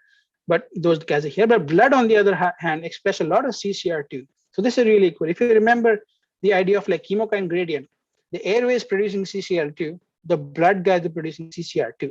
Now this is looking only at the transcript level. What about protein level? So that's where our chemokine data comes in. Again, we see high levels of chemokine in airways. These are these guys, MCP1, CCL2, CCL3, CCL4. Again, a lot of that in the airway, not so much in the blood. So what that is telling me that this is establishing a chemokine gradient that can recruit aberrant monocytes into the lung of COVID-19 patients. And to confirm this and to show that this is what's actually happening, again, focusing on the CCL2, CCR2 axes. So I told you that the monocytes that accumulate within the COVID-19 lung, especially are CD163 positive. We did a immunofluorescence microscopy. And again, low power, we can see in uninfected patients, there are, your CD4 cell, there's some B cells, there's some CD8 cells, and MMP9 is a surrogate for neutrophils. So they're neutrophils that are in the parenchyma, and same with the CD163, they are in the parenchyma. So these guys, the black circles are the alveoli here. This might be an airway, but these guys are alveoli up here. But in a COVID patient, well, this is the airway, but you can clearly see that huge infiltration of these purple cells, which are our CD163 positive monocytes. And they are sort of infiltrating within the alveoli. So this is the alveoli here. In a healthy patient, there are very few or none within the alveoli. But in a COVID patient, this is a telltale signature of ARDS and something called as diffuse alveolar damage, or DAD, where these immune cells infiltrate the alveolus, and because the alveolus is where the gaseous section actually happens, this is what causes the loss of the inability of people to exchange oxygen properly, and the drop in oxygen pressure with the patient is because of this, because the alveolus gets damaged, it cannot exchange gases anymore. Now, we also quantified these immune cells, looking at the proportion of total lung cells, and again, we can see that the COVID in orange, uninfected in black, significant increase only in the monocytes, not the other cells, right? Because what I showed you, the total CD8 T cells, B cells, etc., were comparable in healthy versus COVID patients. Versus in this case, we also looked at density. So density would tell us how many of those are like shoved into a tiny alveolar space. Again, statistically significantly higher monocytes compared to the healthy in COVID, nothing else. So what this tells us that the myeloid cell recruitment in the lung is a major mechanism perpetuating the inflammation and pathogenesis of severe COVID-19. So the conclusions from this study are airway immune responses are distinct from those in blood, and immune cells in circulation are partially or not reflective of what happens at the infection site. So it's very important to actually look at the site, and we were very lucky to have the samples. Airway immune cells composition over time is associated with outcome, as I show you that with age, things change, and could be a biomarker for response. And I'm not showing you the data here, but I did some more mathematical modeling and analysis. It was really cool that just at the baseline, if you can measure these different cell types, you could sort of predict the outcome if a patient will live or die. So that was really encouraging, and that was really huge. Again, protective signatures in T cells in respiratory tract correlate with younger age and survival. Again, as you get older, T cells went down, that part. T cell responses are compartmentalized within the airways. Activated TRM is found mostly in individuals, but they were located in the lung. They were not observed significantly in the blood. Accumulation of these immature monocytes in the airway and blood of COVID patients suggests induction of something called as emergency myelopoiesis in COVID-19 patients. This is also a telltale sign of sepsis and all those inflammation, and I guess cancer also. It causes this influx of these weird myeloid cells which suppress T cells, suppress everything, and produce inflammatory cytokines leading to immunopathogenesis. We saw that monocytes are the main source of inflammatory cytokines, and observed in blood established a CCL2 chemokine gradient. And myeloid response in airways are highly inflammatory. It's because of these inflammatory responses, they augment systemic inflammation and diffuse alveolar damage, DAD, in severe COVID-19 patients. And I guess taking both these studies together, the antibody and cellular response, humoral and cellular, what we saw was the age-associated alteration in immune response, be it the type of antibody you're producing or the extent of neutralization antibody you're producing, is associated with worse response. And maybe at the time when we published this, we were very happy that maybe targeting CCL2 axis in the airway can be effective in reducing lung damage. And actually not based on our study, but some other group has launched a clinical trial to actually look at blocking this pathway to understand, to sort of make the disease better. Now, I think this is all I had in terms of science for you guys, but when I was putting the presentation together, David also asked me to put a little journey of my research.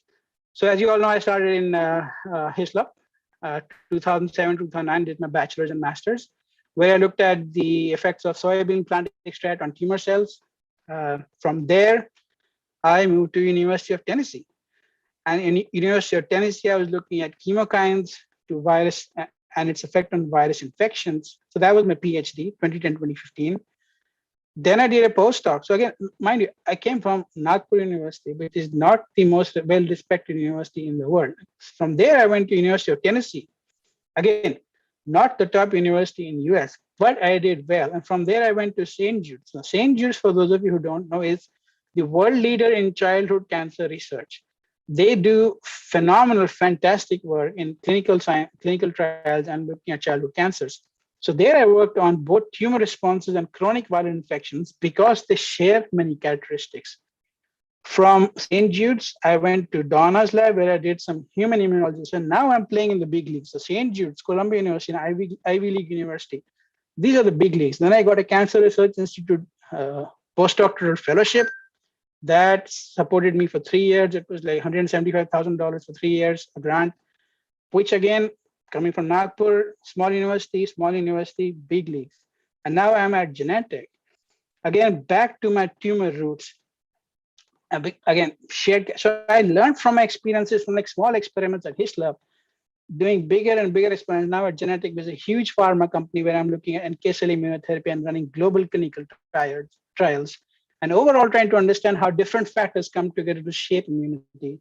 But the one thing that I can really tell you is that all of you people who are out there in masters or bachelors, you need to learn bioinformatics and learn how to code in R and Python, because that is what will make you stand apart from everyone in the crowd and will get you a job necessarily. And if you want to ask me any questions about how to learn these things, please contact me directly via email and I'm happy to talk. But with that, I'd like to acknowledge all the members from Donna's lab, people in UCSF, immunology team, donor families, Cancer Research Institute. Thank you all for your patience, and I'm happy to take any questions. Thank you, sir. That was indeed an explicit and highly informative talk. I'm sure all the students have got benefited from the lecture and will be able to apply these concepts in their future studies. So with permission, shall we move forward for the questions? Yes, of course, please. We have several first question is, as immune response increases, upon secondary infection. Uh-huh. Sir, am I audible? Yeah, I can hear you, but you're dropping out a little bit. Yes, sir. The first question is from Avinash Gaikwad. So as immune response increases upon secondary infection as a result of B memory cell, but as you said that duration of infection doesn't enhance the immune response. So can you elaborate upon this? Yeah, so a great question, Avinash. So the Avinash, right? I'm sorry if I forget your name. So what happens is that there's a primary infection and then a secondary infection. So during primary infection, the immune system gets boosted to a certain level, but once the antigen or the virus or tumor goes away, the immune system sort of comes down. So what is absolutely required is for the rest to happen. Now, why I'm saying that is because in like chronic infection, for example, LCMV or HIV or in fact tumors, the antigen is still there. So if the antigen, virus, or tumor is there and the immune response is continuous for a long time, that leads to something called as exhaustion, which leads to worse immune response because those cells cannot respond anymore. So during primary infection, you want a infection cycle which goes up, clears the infection, it goes down, and then the rest between the primary and the secondary is actually important. And after that, when you get a secondary, you get a more enhanced infection. So that's a way that the body normally works. But some viruses, like I said, HIV sort of goes around it and stays there for such a long time that it exhausts the immune system. And that's why HIV is so dangerous, because once you get it, you have it for life. Herpes virus is the same thing. Once you get it, you have it for life. The same idea. Hopefully that answers your question. Okay, so the next question is again surface markers, that is spike protein to which antibody response is more. Then how could we predict based on nucleocapsid the severity of the disease or infection pattern? We cannot. That's what I think my question was. Like, as a biomarker scientist, I was like, can we predict the severity? Well, for this spike protein, we can say that yes, severe patients can make more. When we look at the NP proteins and all that stuff, it doesn't tell us the severity. It can tell us the previous history. But if we compared severe COVID versus non-severe COVID, both had the same levels of nucleocapsid protein. The spike was different, nucleocapsid not. Again, when in children, the nucleocapsid was not different, regardless of what you see. So yeah, it's this. Okay. Yeah. The next question is, can we monitor the CD4 and CD8 count, that is percent or absolute, as cellular response against SARS-CoV-2 infection periodically, or any follow-up study to study the pattern excellent of question. response increases or decreases? Great question. Whoever asked this question is a really smart person. So there is a manuscript that we have which is under review, and in which we actually look at SARS-CoV specific cells. So for that, so right now we are looking at total T cells, right? If you want to look at specific response, you have to look at tetramer positive cells or peptide responding cells. So the manuscript that we have in review, we are looking at CD4, CD8, and B cells, which are specific using markers for those cells in patients and in tissues and in patients long term. So yeah, keep an eye out for that paper. Hopefully it gets accepted. Yeah. Okay. So all these questions are from the same person, Avinash Gaikwad. The next question from him is how you differentiate these inflammatory immune response if it is due to SARS-CoV-2 infection or any other infection. I mean, what are the different influencing factors like age, sex, ethnicity, and comorbidities? No, a great question again. Very thoughtful question. So for this, that is why we did this multivariate analysis in which you do. It's basically a multiple variate linear regression in which you add all the confounding factors like age, ethnicity, and all those included. And what we found that age was the single major driver differentiating outcome or not. I guess in addition to that, age was the main thing that was the driving factor. But again, at the same time, we also looked at symptom onset, times in onset. We didn't find any differences. Again, this is looking at statistical tests in a very small cohort. Larger sample cohort will give us a better result, of course. But great question. And the next question again from Mr. Avinash is, what is your suggestion about analyzing the longevity of protection against SARS-CoV-2? Either checking a airway immune response or blood immune response, which is better? I would say airway immune response, and the reason why I was saying is that one, these active immune responses that we can only see in the airway are not there in the lung. Two, there was a very strong association between aged older people who died, their myeloid responses, their T cells, which was very evident in the airway because not in the blood. And third, data I didn't show you was the statistical modeling that I did, where baseline airway immune cell profile sort of just separated the samples between control, people who died, people who were CPD basically. So airway can tell you if, so airway is better.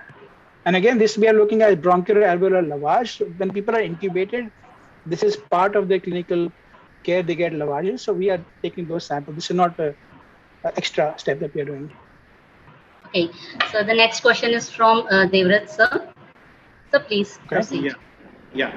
So Pranay, a great talk as well as very nicely put together the entire study. So I have a few questions for you.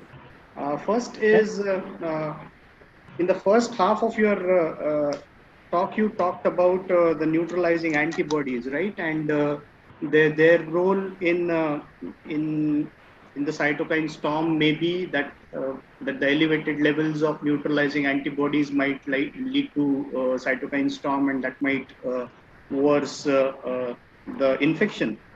So did you try to find out any correlation between the myeloid cells and the neutralizing antibody levels?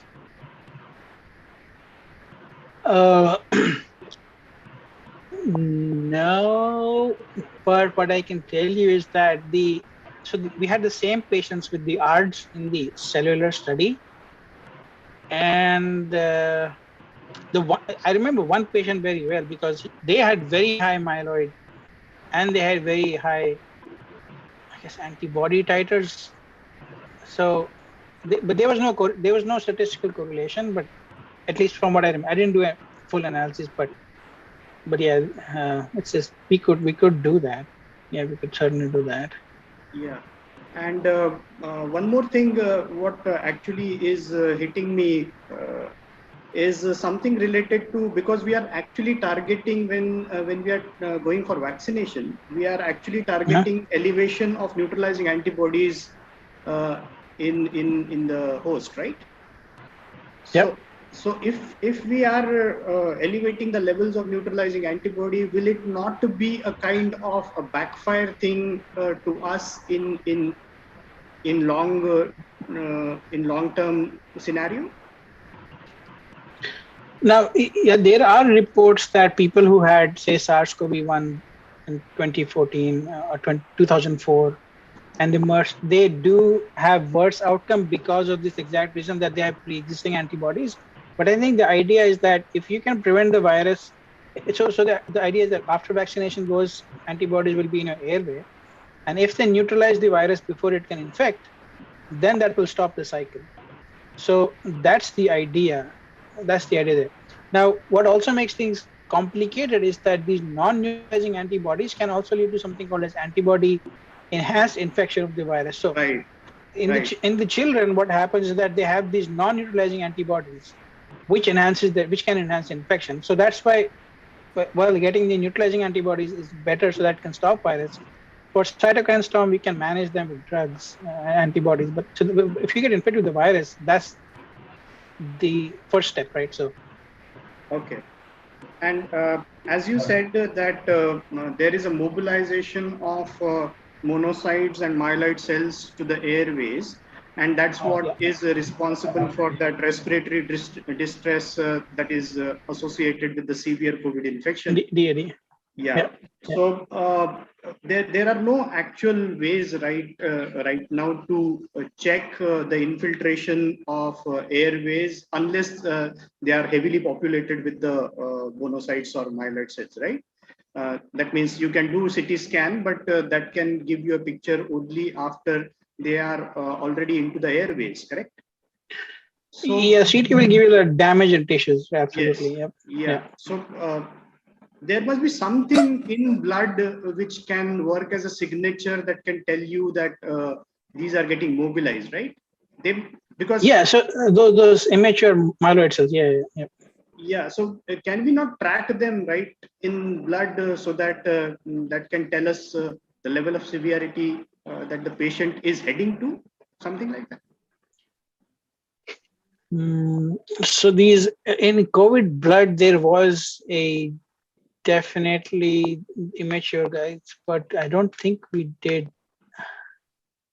So I don't think we did the analysis between died and survived for that particular population. I mean, I made a big correllogram, but I had like 200 parameters. I don't remember. So I think going back to your question is, what could be a biomarker for this aberrant? So these immature HLA-DR low, I guess HLA-DR low, CD86 low population, which is aberrant immature, that is an indication of myelopoiesis. Now, with more samples, we could definitely do a statistical test between survive and died in the blood also. Yes, that would be the only biomarker I can think of that response. But at the same time, what happens is that when people get intubated, the airway washes are collected by default. So that's something that gets put in the sputum trap, which if we don't take it there, literally throw it away. So we were using those as a surrogate. So your blood is easiest if you want to do a quick like in the field sort of analysis, blood is good. But after intubation, maybe both together would be a better idea. Right. But if you don't want to get intubated, right? You don't want to reach that stage of getting intubated. Yes, I would say looking at the blood myeloid population could be a good indicator of the extent. Yeah. Or maybe some cytokines or chemokines which are actually mobilizing the myeloid cells from the blood to the airway. Right. So for that, the levels of these chemokines were pretty much negligible in the blood. Unfortunately, the airway had so much more. At least the chemokine, the CCL2 was non-existent in the airway, but a wider panel, of course. Right. So Definitely what do you think that must be actually attracting all those monocytes and myeloid cells to the airways, unless the things are released in blood, right? Oh, so the whole idea of chemokine gradient is that this very high in the airway and sort of low to very low in the blood, right? So if, for example, I take I don't know, the pulmonary artery, for example, if I collect blood from within the pulmonary artery, maybe that has more of this chemokine than a peripheral, because we were taking it from the IV, right? So the cytokine has pretty much probably diluted from the lung to the circulation. But if we look at intermediate stages, it might be there's a gradation, and that's why we thought of like, well, chemokine gradient works in sort of this way. There's very high in one end, there's very low in the other end, there's intermediate. So that's what is sort of recruiting these cells in there. So maybe some good parameters can be screened in the atrial blood and related to the chemokine levels. Could be, but I don't know. Yeah. Okay. And you also talked about MMP14 levels getting elevated, right? Yeah. So are they not reflected in the blood as well? The MMP14 is, I think, very localized. It's matrix metalloproteinase. It's very localized. Right. That's the one that we think is causing the tissue damage. Actually, let me take that back. So the cells in the blood were not producing MMP14, but in our panel of cytokines, we did not have MMP14. So we don't know if it is in the blood, but at least the transcript level, the blood cells themselves are not producing. It could be leaking out of the lung, but we didn't measure MMP14 per se. Yeah. Okay, that's it from my side. Right, thank you, sir. Okay, so we have another question from Mr. Avinash Gaikwad. He's asking, can we use this neutralizing antibody titer as a guide to decide about booster dose requirement among vaccinated persons? That's the Anthony Fauci level question.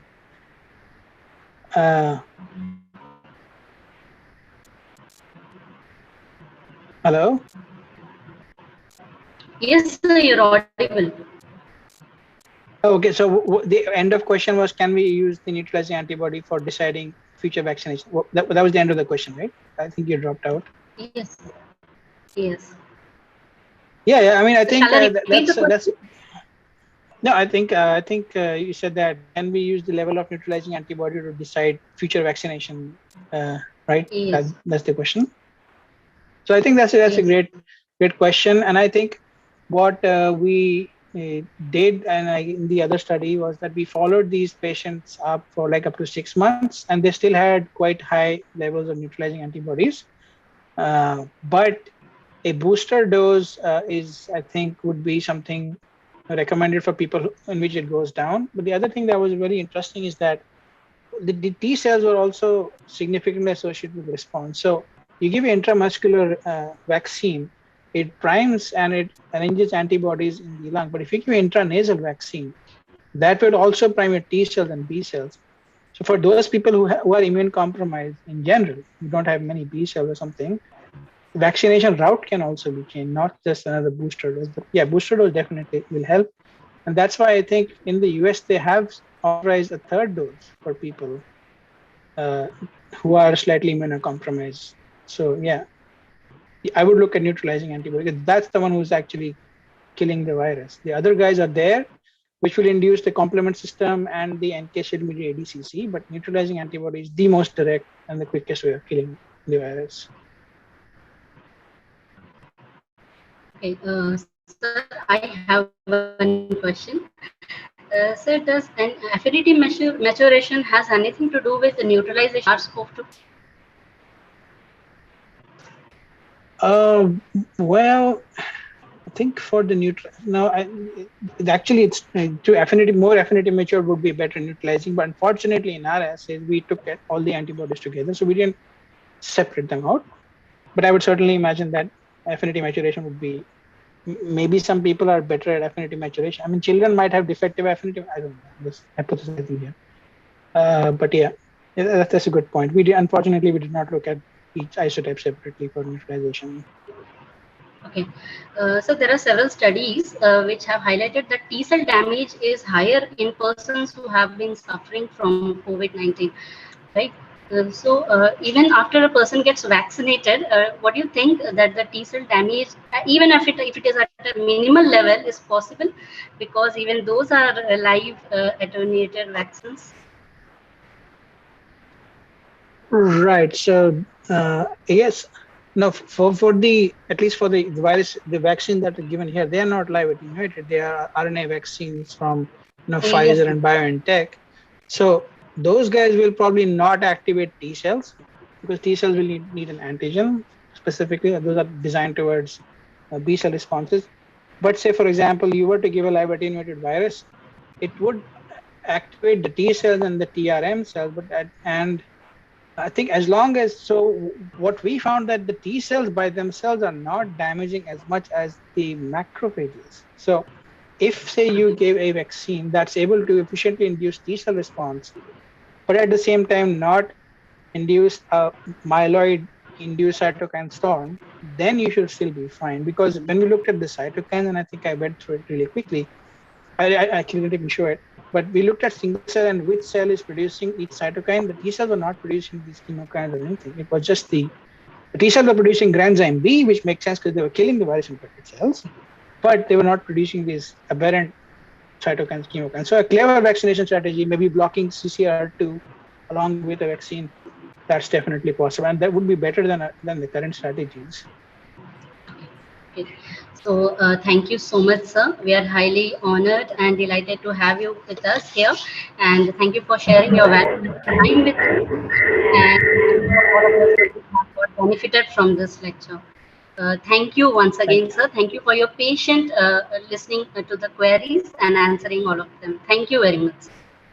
Okay, it was super fun. Thank you. Yeah, before we go to the next speaker, let me also thank Pranay, convey my hello to Pooja as well, Pranay.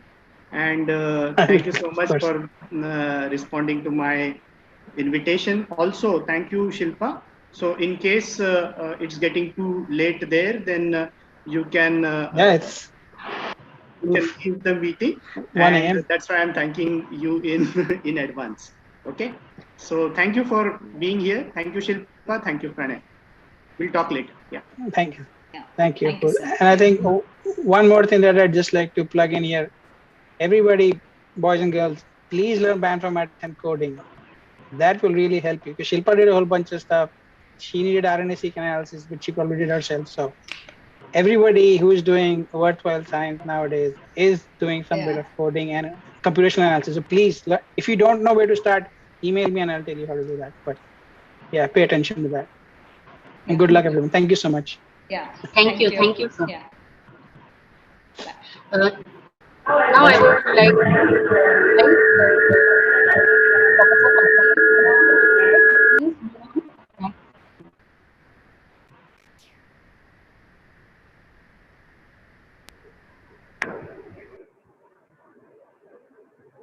Thank you, madam. Good morning, one and all. I, Pradeep Hirapure, Assistant Professor, Department of Biochemistry and Biotechnology, Dr. Babasaheb Ambedkar, Dikshabhumi, Nagpur. Feel honored to introduce our next guest speaker, Dr. Vijay Upadhyay, sir. Sir has completed master degree in microbiology from RTM Nagpur University, Nagpur. Sir has completed his PhD in microbiology from Jamnalal Bajaj Tropical Disease Research Center, Sevagram, Wardha. Sir has also completed postdoctoral research degree from Imperial College of London, UK. Sir has received various awards in his 18-year professional career in the field of academic and research. Sir has published many research papers in internationally reviewed journals indexing Scopus, Web of Science, and UGC Care. Sir has published 2 patents and 5 patents filed by him. Sir is associated with a number of national and international professional bodies. Sir is invited by various organizations and academic institutions to deliver talk on various topics in the field of science and technology. Sir is currently working as an associate professor and deputy director, research and development at Parul University, Vadodara, Gujarat. With this brief introductions, I would like to invite Dr. Vijay Upadhyay, sir, to deliver his presentation. Please, sir. Good morning, Dr. Pradeep, sir. This is Dr. Vijay, being as a Deputy Director, Center of Research for Development, Parul University. I welcome you all and I extend my sincere thanks for this kind invitation. So I express it is my honor, pleasure and privilege to present myself and share my experience in the field of tuberculosis. So with humble request and humble thanks to all the organizers of this international conference for scientific expeditions into the force of immune system to fight the infections. So here the topic which I kept for my presentation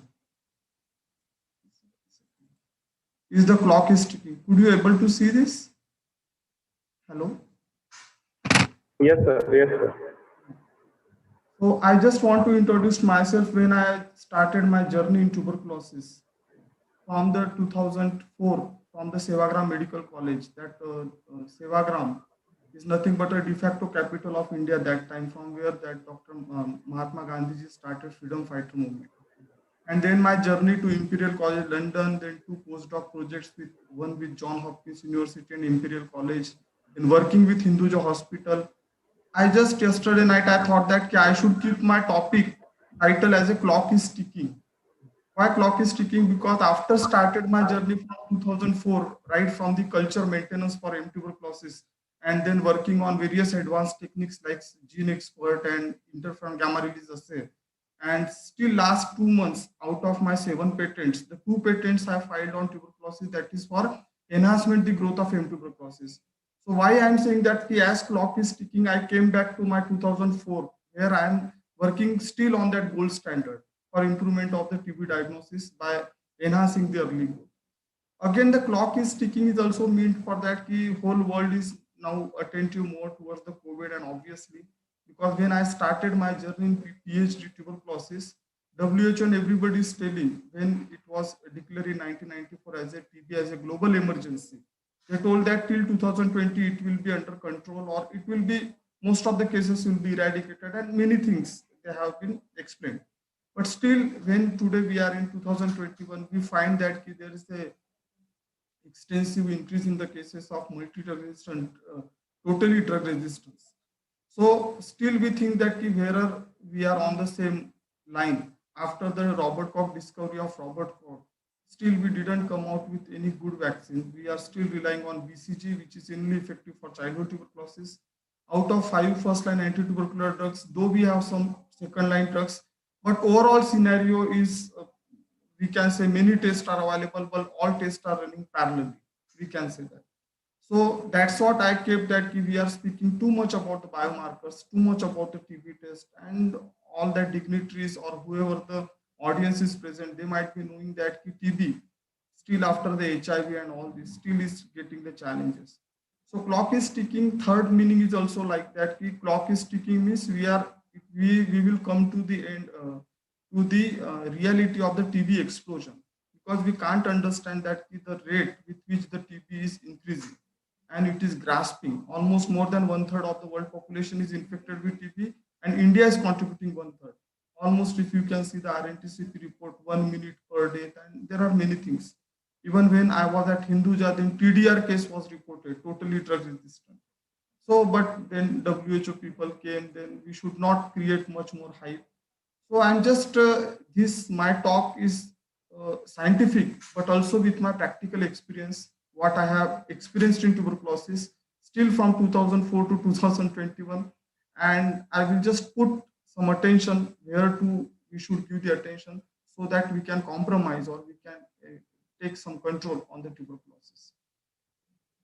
So as the lab diagnosis of the tuberculosis, we know that still we are relying on the TB, that is the culture test, that is the gold standard test. And nowadays with this, the Becton Dixon, that BD, they have come out with the rapid good development of the culture diagnostics. And all these are there are the molecular test and the cultural test, and also the ELISA immunological test are there. All the tests, the limitation or the advantage, we can say the advantage means they are having some advantage at one end, and they have advantage at the another end. As the TB culture, we are understanding that for possibacillary cases, smear negative. So there are the still challenges for the gold standard. If we come on the molecular test, still it is not differentiating between the dead and the live bacilli. If we go to the gene expert, which is the WHO recommended, it is detecting the pulmonary tuberculosis, but not extrapulmonary in the other form of tuberculosis. Also, it is only for the rifampicin, but not for the others. But when we go for the another test, like that pyrosequencing, that new trend is coming, that it is showing the gene sequence. Also, if we go for the MDR, the Hens assay and all these things, then MDR and XDR, it is good for the drug resistant, but at other forms of the tuberculosis, childhood tuberculosis, they have the limitations. So what it means that why we are focusing on the biomarkers and the biomarkers. I will concise my talk with the interferon gamma release assay, which I worked in the London. But when practically I implemented in the India, the same test, working with that, the scenario was different. So we will just, so I shall, out of all the texts, whether it is the WHO gene expert, there are the MDR, XDR tests, the DST, all these routine tests are going on that. I shall focus on interferon gamma assay. Then I shall take back to you my 2009 work on the serine protease, what is its role and how the TB culture or their growth can be enhanced, and little bit more discussion into that. If somebody is facing any problem in viewing the slide, please interrupt me, because I took a lot of pain to assemble all these things into the simpler slides. So rather than focusing much more on the molecular diagnostic test, I can simply say that I have categorized the diagnostic test of the tuberculosis. You can find that all these are the columns are there where the molecular detection test. They are the highly complexity assays. The expertise is needed, sophisticated labs is there, and precision, because little bit some deviations or any technical error can come. Though obviously the results can be changed. And there is no doubt that today we are facing more than 1.5 years that the COVID era. So you can understand that because of that misdiagnosis, how much we are suffering. So there is no need to tell on that. The culture-based detection tests are still gold standard, and most of the good labs, good companies, they come out with the test. and we are getting the good results also. So I'm just taking you all from the high complexity assay to the moderate complexity assay and the low complexity assay. So if you come to the low complexity assay, the antigen, antibody, and the biomarker detection. But again, we failure that after doing lot of people, they work on the scientists work on antigen antibody. And 2012, that ringing bell came from WHO that serology is banned.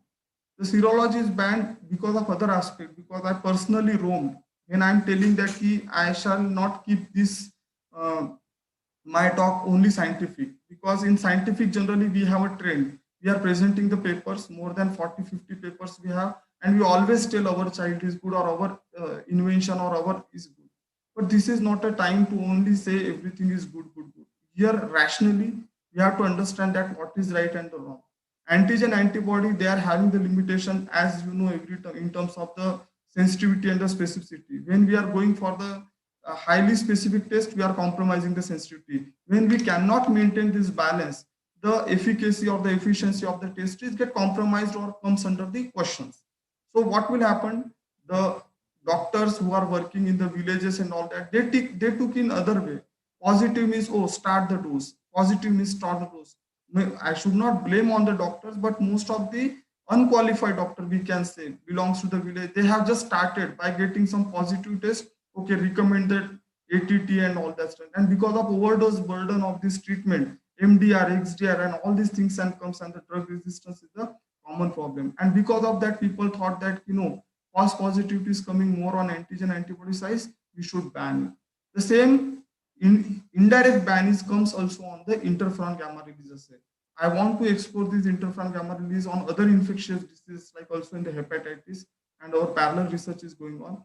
But I'm just showing that it is a low complexity. Low complexity means it is a simple ELISA. We can do it. But problem is that people or the technicians or the clinicians, they don't want to rely on that, because the results just if get deviated, the person or the patient has to compromise or they have to go for the long-term treatment. Moderate complexity assay, you can see that there is a cellular response. Most of the cell line assays, breath biomarkers are there, microscopy office is there. And high complexity, when we are going for the PCR, RT-PCR and all that, so we want that the expertise. So one thing is common in the TB, whatever the find, they have differentiated or they have specified, the complexity is always there. So still after the so long, people or the scientists, they are claiming that there is a discoveries in terms of the biomarkers and identification. Still complexity world is consistent with the tuberculosis. There is only difference that there is a low complexity, somebody there is a moderate complexity, and somebody is a high complexity. So we have to overcome with that complexity. So case to case. So I'm not blaming again on that. Most of the people, or when we are going on most of the conferences, the people start depend on this test is good, that test is good. Now I want to tell that all tests are good or all tests are parallel, rather than giving them some rank that this test is good. Backtech or that the gene expert, no doubt, it is a WHO recommended. But as I think that TB, particularly pulmonary TB, extrapulmonary TB, where are the bone and joint, lymph node, miliary TB, meningeal TB, and the miliary, so many types of the TBs are there, genitourinary TB, ocular TB. So considering all the steps, we cannot rely only on the one test. So I'm using on this platform, I'm using the word that all the tests are parallel. We can judge, because when we are dealing with the TB, at least we should rely on that 3-4 parallel tests, and then only we can come to the conclusion seriously if we want the TB should be under control. Again, I am telling you that is Hill-Nielsen microscopy, fluorescent microscopy. The fluorescent microscopy, that IFA, that is coming, that the advantages, because when I worked in 2009 with that fluorescent microscopy, the first time ES31, I have reported, I will show you at the end of the slide, I will share that paper with you, that the serine protease role in the M tuberculosis, that was first time explained, and it was though appreciated by many people also. But later what will happen that we didn't find it on the gene sequence, the MTB gene database. And MTB gene database is not a human made, it is a bad. So we told them to please incorporate it. That efforts were going on. So I'm telling that in tuberculosis, every significant finding, it can be a turning point or it can be this. So that's what the new scientists, they are keeping watch on what are the new biomarkers are coming. whether in terms of the interferon gamma release, other cytokines, or other proliferative markers. So Zeal-Nielsen microscopy, fluorescent microscopy, the culture drug sensitivity, at one side, there is an advantage, at another side, I have mentioned their disadvantages also. Gene expert, as I already told you, that it is as the indication for all these forms of the TB, including MDR, as it is detecting the rifampicin only. But still, there is a challenge that we have to look on the other 4 neglected drugs. The LAMP test, the lipoarabinomannan test is there. The chest radiography, which is very common, it is going on traditional way. But still, we are consistently doing on that 4-5 tests so that we should come to some conclusion. Gene expert, no doubt, it is present in most of the sophisticated lab, and RNTCP has taken their driving force that most of the where the gene expert is available. But still, it has to be provided as to the rural and that area. Because I personally spent time in the Mumbai, and when I went to the Dharavi, that is the I personally did the field visit, the India's, the Asia's, the biggest slum. So I find that in small room of where the one driver or somebody is sharing 8, 9 people, the TB is at high level. If you go to the Nagpur, there is one area is there. I'm not near Chota Taj somewhere. There is a more TB cases we observed that time. So it is not that case. Even one case in the Rajasthan, because I personally worked almost the 18 states in the India. So TB is in the hidden at one point we will come to the TB exposure level. That's what I've selected the word, the time is clicking, the clock is clicking. The clock is clicking just like a time bomb also. Clock is ticking as we are coming to our original point, because still after doing all the discovery, we are coming and we are relying on the gold standard, which is a culture test. So that is also, it is the signifies about this. And what is the problem with the India or the poor resource country that we are having? No doubt we are having qualified doctors, qualified lab, qualified pharmacy also. But also we are facing some unqualified doctor, unqualified lab, and unqualified pharmacy. When I developed this IGRA, after coming back to the London, I joined company, and as a head scientific support at Hyderabad, we developed that IGRA test, the interferon gamma release assay. And when we did the field visit also, there is also the malpractices and the wrong recommendation brings about the put the questions or the susceptibility, or you can get the doubt or on the integrity of the any test, whether it is the TB or anything. So because of that, when I personally roamed to the south, they told that IGRA response is coming very good. But when came to the north side, they didn't understand it. They simply told, sir, humko yes aa gaya, humne de diya. Always for the interferon gamma releases, it is written even by WHO that it is not a standalone test. It is a supportive test. All the tests except the gene expert and the culture test, all the supportive tests should be adjunctive. They should be used in correspondence, or it should in the correlation with your main test, and then only you can specify that whether it is matchable or not. But when I personally roamed to the north side, most of the people or the doctors told, sir, the test came positive, we recommended. So I'm telling you the practical part and this part also. So that culture and all this, I shall not go. I shall come mainly on my interferon gamma release and what type of the markers we worked at the Imperial College. And then again come back to the short stories of my serine protease, experience with serine protease. WHO coined the term the latent TB infection. The latent means dormant stage TB, when there is no clinical, bacteriological or the radiological evidence of the TB. Even no sign and symptoms. The patient's CXR will be normal. And sometimes if they do the MON2 test, that is the skin test, the positive reactions can come. So when that such type of that edema, erythema, they can see, so they can call it is under LTBL, that is the latent TB infection. But for that LTBL, for the latent TB infection, as per RNTCP guideline, no treatment is recommended. But as that latent TB is present in the community or in the society, it can be converted to the active TB. No doubt that the nutritional status is compromised or the immunity is compromised, but that risk factor is also there. So my question or my discussion with the audience is that can we taking or can we think for latent TB? Because this concept is came in COVID also. The COVID also symptomatic form is there. Should we not call it as a latent COVID? So I want to write, I'm writing one editor, one COVID journal is there. I'm writing to the editor, specifying this fact. Even in TB, the latent word is there. Why not it is in the COVID? Because most of the patient, even myself, The 3 days I was feeling asymptomatic, and because of some antibiotic I took and medication, that COVID came and might be gone. But I personally feel that I might have infected with the COVID. So many people or they told that because the symptom patterns and the observation or whatever the features they realized, it is totally different. So the same concept is coming. So first time in the latent TB they are telling, but the latent COVID and this concept can come in most of the cases. And as far as the India is concerned, those who are the diseases who are giving the more death rate, there that latent word is very serious. And who is exposed to that? As I told you, 1/3 world population, because when the first time the IGRA came, their screening was started from my center, Jamnalal Bajaj Tropical Disease Research Center, Sevagram. And we observed that the healthcare workers, the nurses, sisters, doctors, they are more prone to that the TB, because at that time there was no N95 mask. So most of the doctors, they are treating the TB cases directly. So most of the doctors, they are prone to the LTBI. So can we are taking some measures into that, and this type of some types of that papers I mentioned, this ratio was increased and it is flexible. It is just up down going some or that. So we are not existingly relying on this percentage. But obviously, if you come to the reality, this percentage is always high.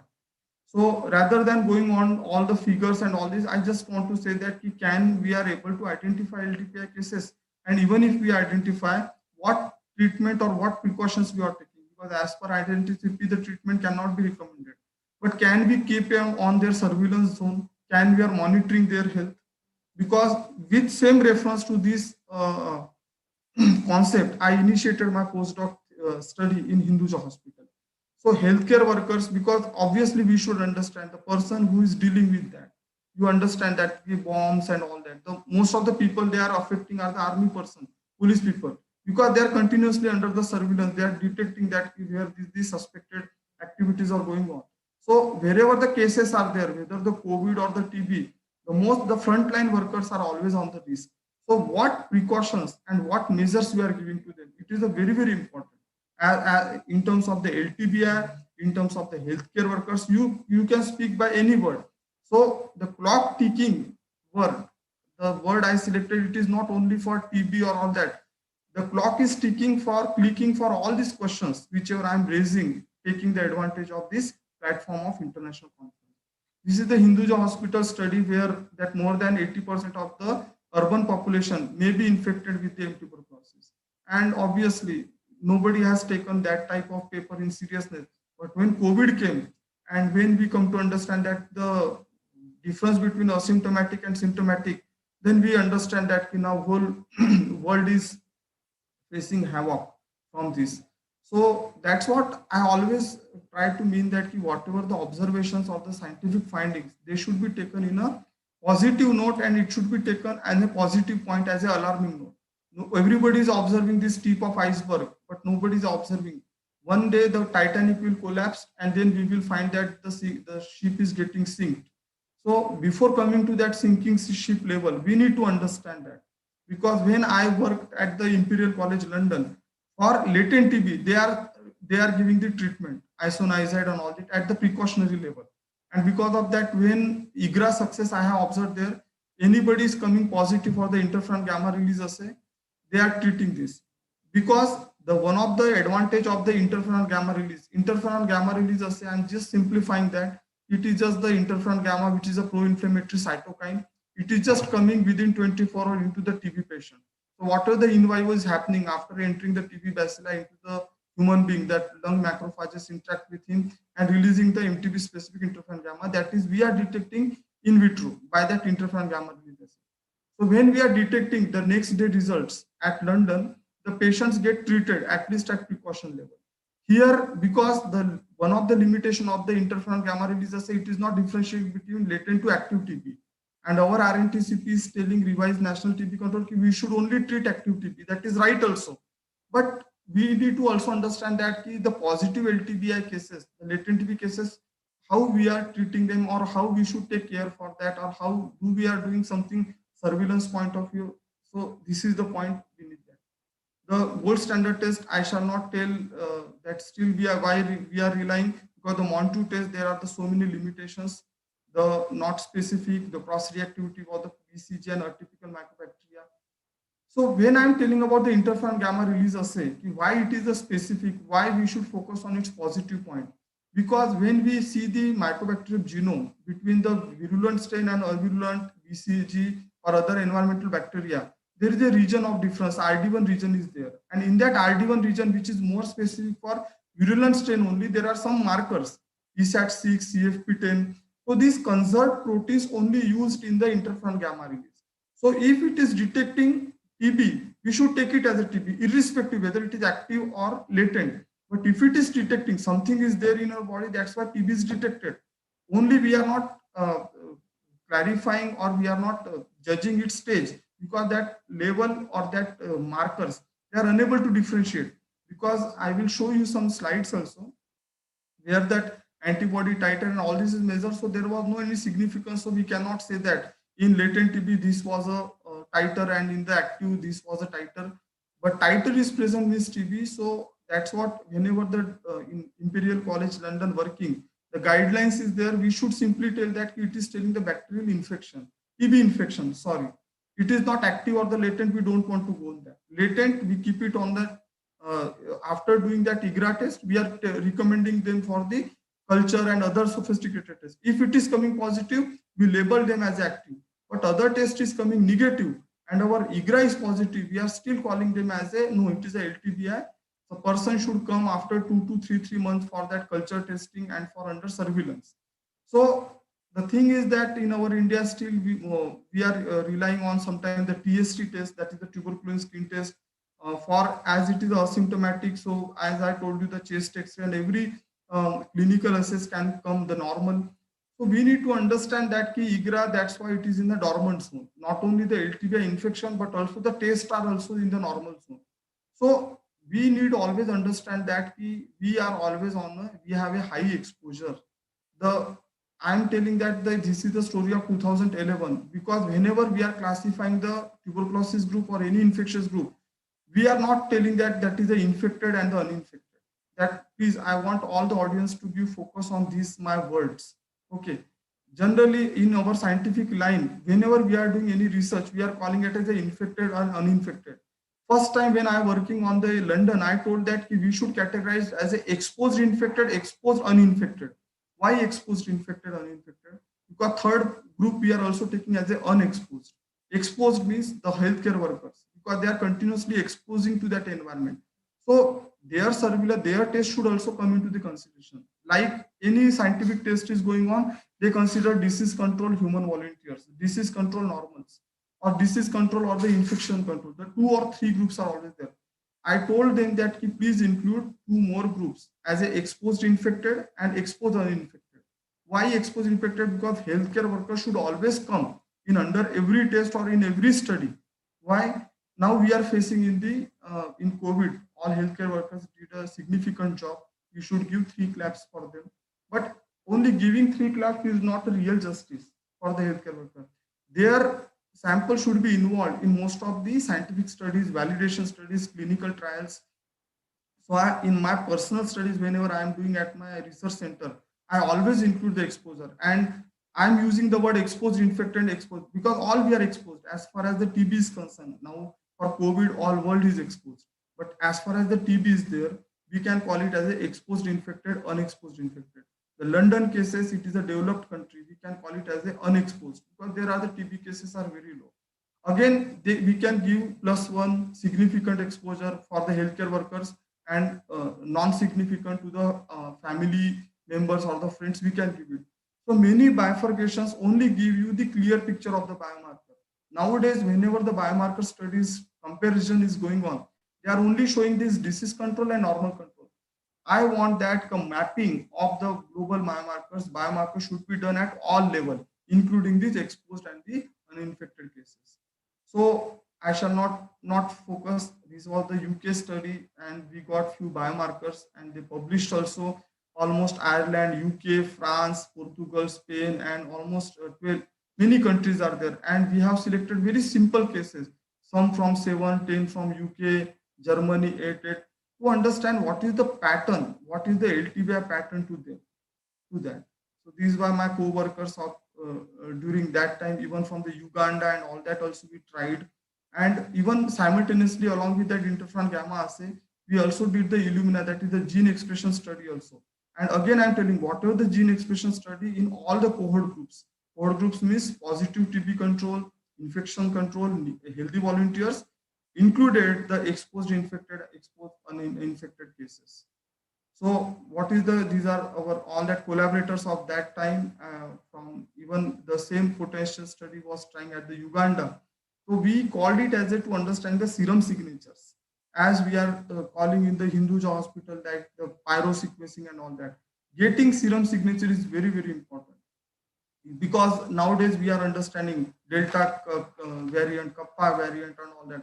Why it is coming? Because geographically distribution of our India is totally different. Somewhere hot, somewhere moist, somewhere humid, different atmosphere is there. Accordingly, the strains, whether it is a viral strain or bacterial strain, they are changing the pattern. So it is the real time to comes under the understanding of the molecular approach and understanding the serum signature. The pyrosequencing is its concept, is that I am filing one more patent also. Here simply I am doing some raw treatment. Still it is under the pipeline, so I cannot disclose more thing. But we are putting some reagents into such form of that it will directly put into the master mix of the thermocycler, so that the genetic variations can be identified, and whatever the fragments or the amplified segments we are getting from the PCR, we will directly link with the after sequencing to that databases, DNA and other databases, for that the blast and all this matching. So until and unless we will not sophisticate, and unless and unless we will not jump to the next level, the control of the TB will be only in the picture, or only will be the scientific talk.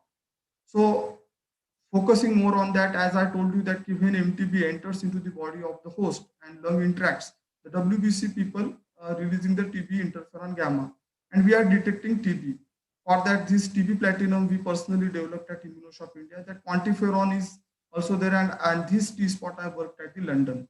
So it is the same thing that normal ELISA plate we are doing. In the ELISA 2.5 hour that treatment is there. Only in ELISA by the spectrophotometer you are measuring the UV. Okay, you are measuring the absorbance. In the T-spot there are the spots are coming. One spot is corresponding to the one cytokine. Even the fluorospot is coming. Fluorospot means multiple spot, IL-1, IL-10, IL-12 and different type of things. In tuberculosis, the T-spot concept is it is detecting the number of spots. In here, the quantiferon TB, we are measuring based on the absorbance. So these similar types of the kits we are created.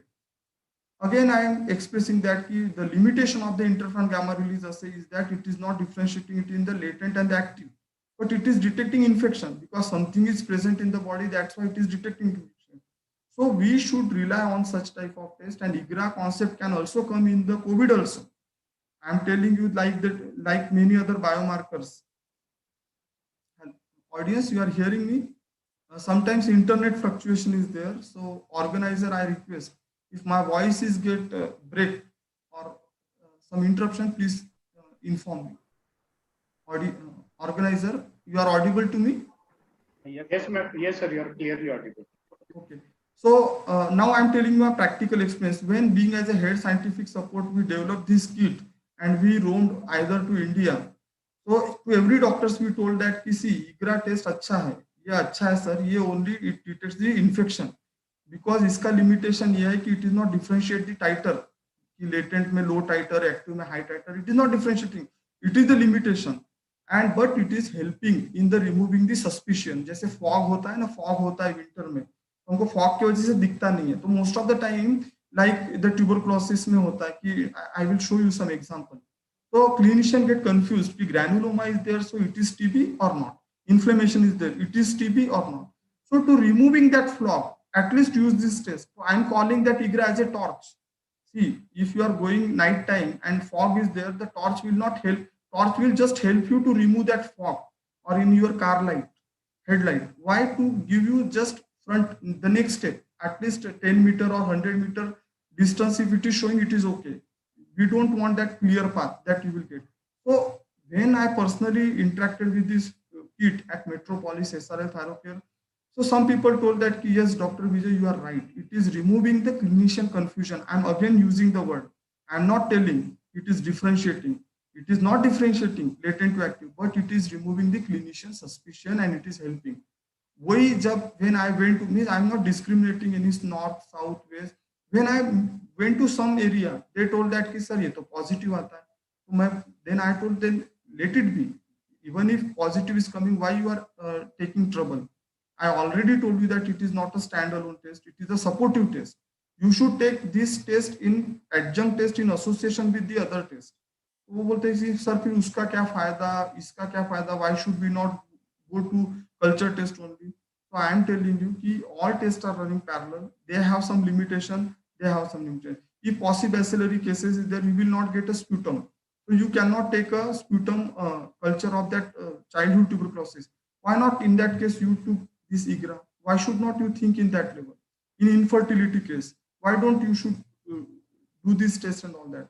So when such type of argument, such type of discussion was done, then IGRA goes on a positive side. Now again, I am hearing that it is again banned. There is an indirect ban, we can say that. So right from, again, I am telling you, after the Robert Koch discovery, new test came, another test came, then controversial happened. Just seeing some disadvantage, they told, this test is not good, this test is very bad. We always expect that some good test will come, which will give the one automatically give the reason, the result of all the our troubles and all that. It won't happen. At least it won't happen in the TB. And you can face the same thing in COVID also. We thought that vaccine will come and everything will sort out. No. The new variants came. Again, we have to go for the development of new vaccine with the new mutant strain who can work against the new adult strain. Again, the same thing. So it is a question for all. Time is clicking and time is reminding. You see, it is not halfway, is not enough. So this is the simple test of the IGRA that everybody knows, that the simple culture test, simple titer plates are there. They are coated with some antigens. We are putting that the serum or the plasma into that plasma. We are putting for culture overnight, 22 hours, and next ever. What are the antibody conjugate addition and the washing step? We are getting the absorbance curve, and from this known unknown concentration, that standard graph, okay, we are getting the unknown concentration. It is a very thing. So I recommend, when I used to recommend that, they used to tell me that RNTSP guideline. When I used to tell that, so people or the most of the clinicians, they are not understanding that we should take in a positive way. We are not against RNTCP. RNTCP, whatever the rights is doing, it is good for us. They are telling no treatment is recommended, no treatment you recommended based on positive IGRA. But at least keep that patient in surveillance. Tell them to come after 2 months for regular test. So in that way, if can done, because I have personally observed that most of the technicians who are LTBI positive, they converted to active TB because of the negligence and all these things. Again, more important thing. So I should not explain more the positive points of the IGRA, the result nexting, and what are its advantages as compared to the screen test. Again, more important thing, when at Hinduja Hospital, I categorized the healthcare worker. I told you, in every my study, I use the two groups: the exposed infected, unexposed, exposed uninfected. So exposure is the common thing in both the things. So I got another one result that healthcare workers who are working at Hinduja Hospital more than 15 to 20 years. And when did I their test on that, whether on the IGRA or other cytokine test, I also observed that protective immunity, TNF, interleukin, they play a very significant role into that. And that boosting of this biomarker or boosting of this pro-inflammatory cytokine or triggering this way can be the solution for control of TB. And the same thing we are thinking for that the COVID also. It's okay that we are speaking always COVID in terms of Ayurveda, but overall, all these are the traditional herbs we are using to boost our immunity. Overall, that immunity, they are boosting our TNF and all that, the cytokines only, that protective cytokines only. So that is the main thing, that biomarkers role when comes into the questions, we should not, because that biomarker, they are originating from our body. We are not thinking about that all that drug resistant, all that comes later. We are coming, it is very good thing that we are detecting the things which is the latent. Can we develop the test which can detect latent COVID? Why not? With IGRA, we can do this. presently we are detecting the COVID only, we are getting the symptoms. But can we do, means definitely whenever some scientist is telling it is having the great weightage. Today we are sidelining all the things, but one day we should not pray. We pray God that such things should not come. But one day will come if COVID remain continued, then there should be the pre-screening of COVID to be done. Here nowadays we are only getting when in 3 days we are losing our sensation, the smelling or taste of tongue, and we are getting fever, then we are going for COVID. So such type of sensors or such type of diagnostic for pre-sensational or the latent cases, and it is a mandatory and it is required. It is the today's need. So when it is for TB, so people are thinking that okay, MDR TB you are treating or XDR TB treating. But when you are treating the MDR and XDR TB, it is the same like the cancer third stage. I'm not saying that they should not be treated, they should be treated. But when we are treating MDR and XDR TB, most of the thing has gone because the person has suffered from that pulmonary TB, 4-5 years has gone, and he is continuously under the overdose of, under pressure of that drug. And then we are treating MDR and the XDR. And that is also with the least hope. Here, at least latent TB, it is a knocking your door. It is a clicking your clock, just like alarm. You wake up or you don't wake up. It is up to you. But alarm is clock is alarming. Somebody is knocking. So why don't IGRA test, interferon gamma release test, can be taken as a knocking test? I'm giving these 3-4 words as a knocking test. It is knocking your door. Can you please check? The TB is there. After 2 months, again you do this.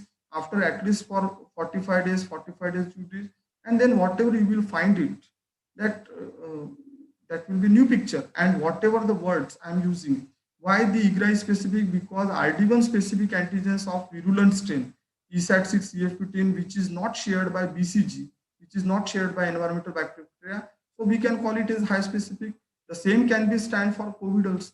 Whatever the Delta Kappa variant is coming, we can include in that, and we can develop that the latent IGRA test for COVID also. High sensitivity, that is the one part, not discriminating active LTBI, that can be disorders also. But after one visit, the patient no need to come. No, there is a next time the result can become. So I'm just discussing with few diagnostic companies. One is at the Shimla, and one is at our Advanced Bioscience Center for Diagnostic Center at Jaipur. Just now, the last week we inaugurated. So we are developing our own in-house R&D where we want to develop such type of test. Even like the RT lamp that you might be knowing, the lamp loop amplification test, where the PCR is not possible in most of the villages. Just by using the thermal sensation and all this, can we develop the lamp? The Agape has developed this. So on the COVID, we have developed the device, but this is not my talk, so I should not delineate. I don't want to digress from my talk of the COVID. I should focus on TB only. But in COVID, we are coming out with the development of that the lamp assay, and we applied to BIRAC also for that. Hope to get some funding support from that. And these are just some presentation why IGRA is based on that. First time in the London, they have worked on the exposure, and they reported some time that there is a 5 hours they calculated out, and that study was published in the Nature. And in small school at the London, they carried out this study. And they develop the same cases, the exposed, infected, exposed, uninfected. And by this way, when they have come out, they come out with the exposure time. So today, it is a time to calculate the exposure time. If you are sitting with TB patient, so if you are spending more than 4 to 5, 6 hours, then the TB can possible. Same can also be possible for the COVID. But such studies will take a lot of experimentation and lot of surveillance, monitoring and all that, which is practically not possible in developing countries like India, because there are the 4 standards too, the 5th standard, 6th standard, 7th standard, and 8th standard. This study was done in the school group, and when we observed that one infected person from one classroom is infected, is allowed to sit in another room, then how that IGRA, means the LTBI, is developed. This study was done, but in India we cannot do it, because if such type of study we can do it, then everything is in the question, why the infected person, student, you are allowing to sit in on that group. Here all the ethicals and all the things we done. In India, practically such things are possible, but exposure time, taking consideration of the exposed groups, the healthcare volunteers, healthcare group, it is very, very important. there are a lot of citations and all that. But again, as I mentioned, I don't want to keep my presentation scientific, because when we keep the scientific, then people think that whatever he's saying is yes. I'm telling that I explained you all the things. IGRA is good at London. When we did the same IGRA developed at company, and I roamed at part of India, few doctors took its positive advantage and give positive review, some took negative. I told you the IGRA to be used as a torch. It should be used as a knocking tool. It should be used as a knocking tool. The references you will get it because any test if coming into the market, the US, UK people are very smart. They are doing all the validation, all these things. But it is our judgment also if we are going in the right directions or the not. So question is not about why only the scientific publications are okay, means test is good. If this would have been the case, then still after 100 years we didn't get good vaccine, or we are still struggling for getting first-line anti-tubercular drugs apart from these 5. So when I personally discuss with the doctor, TB, uveitis, laryngeal TB, Pott's disease, inflammatory rheumatic disease, juvenile inflammatory body disease, the intestinal tuberculosis and Crohn's disease, almost clinical features are same. Then doctors are telling that yes, your IGRA, if we do, we can differentiate intestinal tuberculosis from Crohn's disease. Otherwise, what will happen? The Crohn's disease is coming, then patient recommends sometimes treatment, and in that way, then MDR, TB, and XDR comes. The TB peritonitis, some autoimmune disorders, pleurosis.